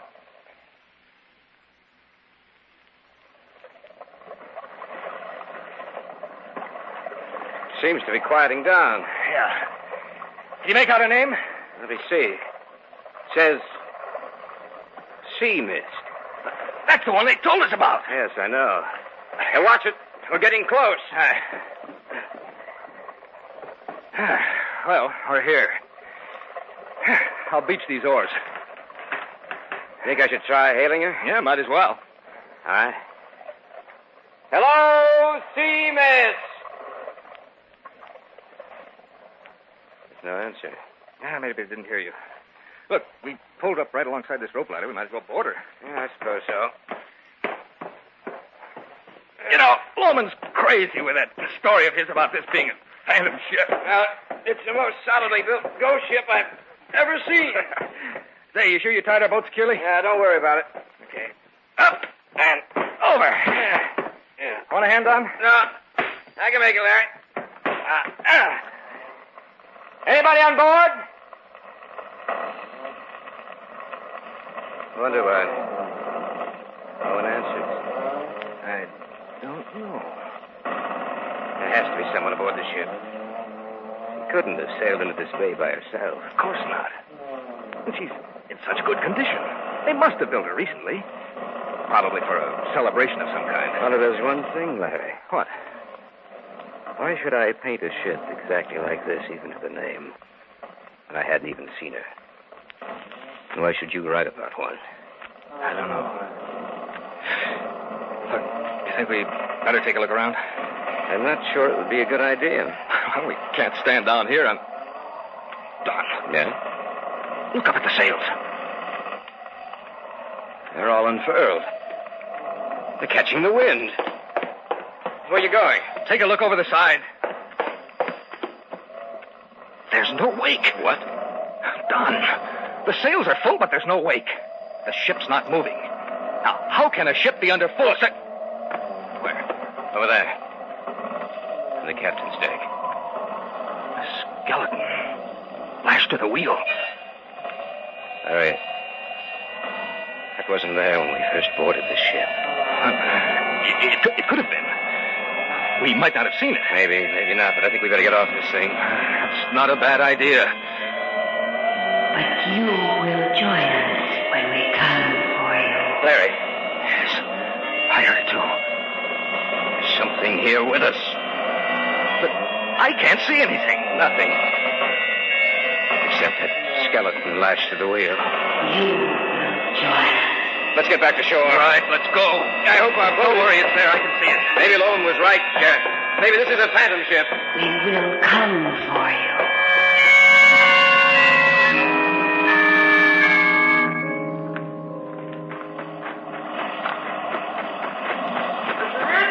We're coming, Loam.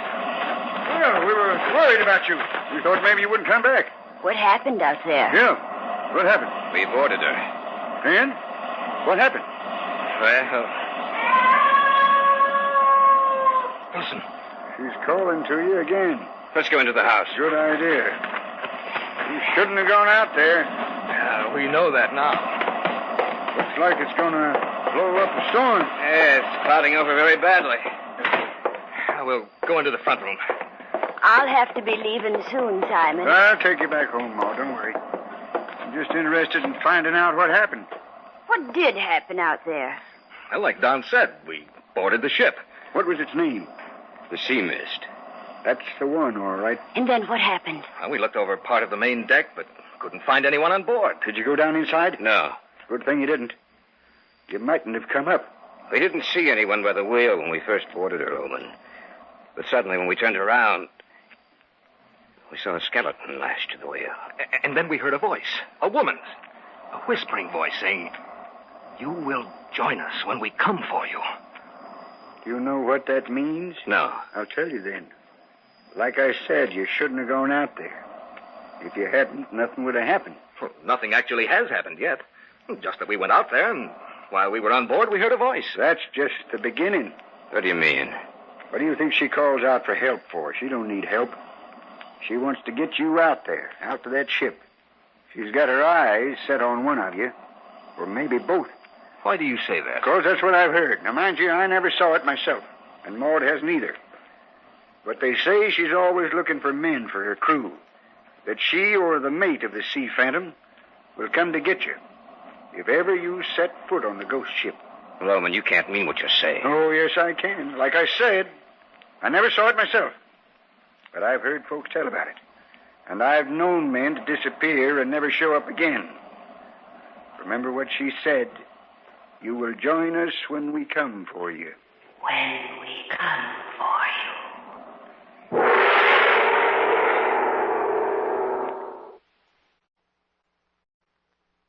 Back now to our story. An original tale of fantasy by Richard Thorne entitled The Sea Phantom.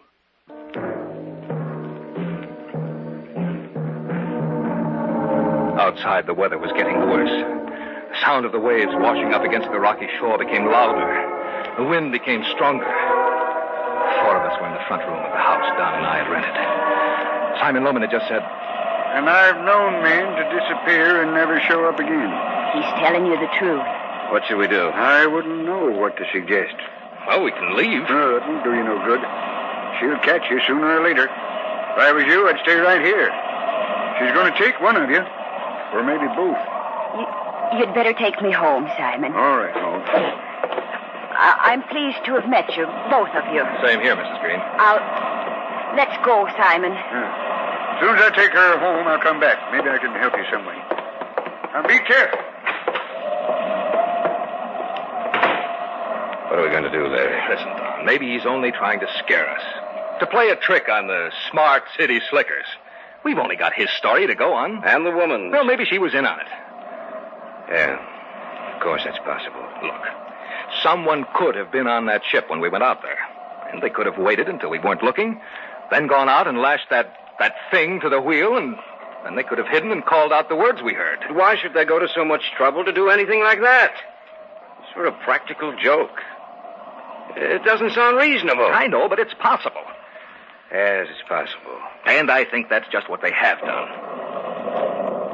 There is going to be a storm tonight. Yeah, bad one. I still can't believe that they'd go to all that trouble. Look, haven't we done the same thing on occasion? But we didn't go to such... Of course we did. Now, forget it. There's nothing to worry about. Nothing at all. I wouldn't be surprised if Loman didn't send someone else out here tonight to tell us that the woman was waiting for us. It's starting to rain. I wonder if Loman will be back tonight. Well, he said he would. I don't know. But I'm not so sure he will. Listen. Yes, I heard it. This is a joke. Why don't they stop it? Take it easy, Don. How can I take it easy? I've had all of this I can take. There it is again. Where are you going? I'm going to take a look out the window. You see anything? No, Wait a minute. What's the matter? There's someone coming towards the door. Well, it's probably Loman. I don't think so. He couldn't have taken Mrs. Green down to her house and returned in so short a time. Yeah, I didn't think of that. Who is it, Larry? Who is that man coming towards the house? I don't know. Unless they're carrying through that joke of theirs. I hope you're right. I hope it is. Larry? What? His clothes. What about them? They're not modern. He's wearing clothing worn by sailors almost 100 years ago. He's at the door. Okay, I'll let him in. Yes? I want to come in. Why? I've come for him. For whom? The man with the brush. What are you talking about? The crew was short. One hand. That's why we put in here. Look, I've had just about enough of this. This thing has gone too far. You go back and tell Loman to stop his little joke, or I'll stop it for him. I came to the man with the brush. She said she wants him. Get out of here. Get out of here! I want to get away from here, Larry. Now, we'll leave tomorrow. Tonight. All right, we'll leave tonight. Come on, let's start packing. No packing. We'll just leave. If we want anything here, we can come back when it's daylight. All right, He's back. I warned him. Here, let me in, quick. Loman, I want to talk to you. Sure. What about it? Look, this thing has gone far enough, this joke of yours. Huh? What joke? Trying to frighten us with that hullabaloo about a ghost ship and then sending him out here. Who? That sailor in a costume. Listen to me. I didn't send anyone here. Look, how stupid do you think we are? I don't know, but I didn't send anyone here. Then who was he? I don't know any more than you do. And that story you told us was true. Every word of it. I'm going to get out of here. Don! He's running the wrong way. Going towards the edge of the cliff. We got to stop him. Don! Come back! I'm leaving now. You're running the wrong way. He can't hear us. We got to stop him.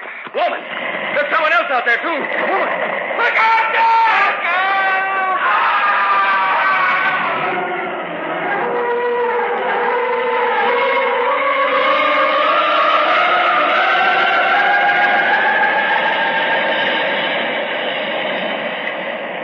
It won't do you no good to look anymore.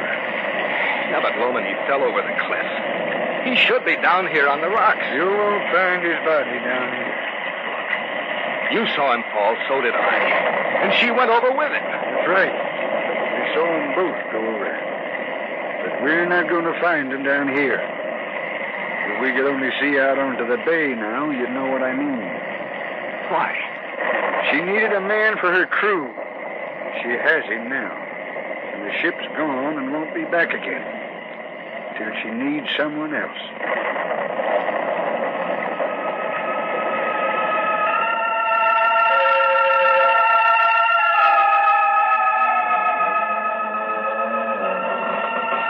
Welcome to the sea.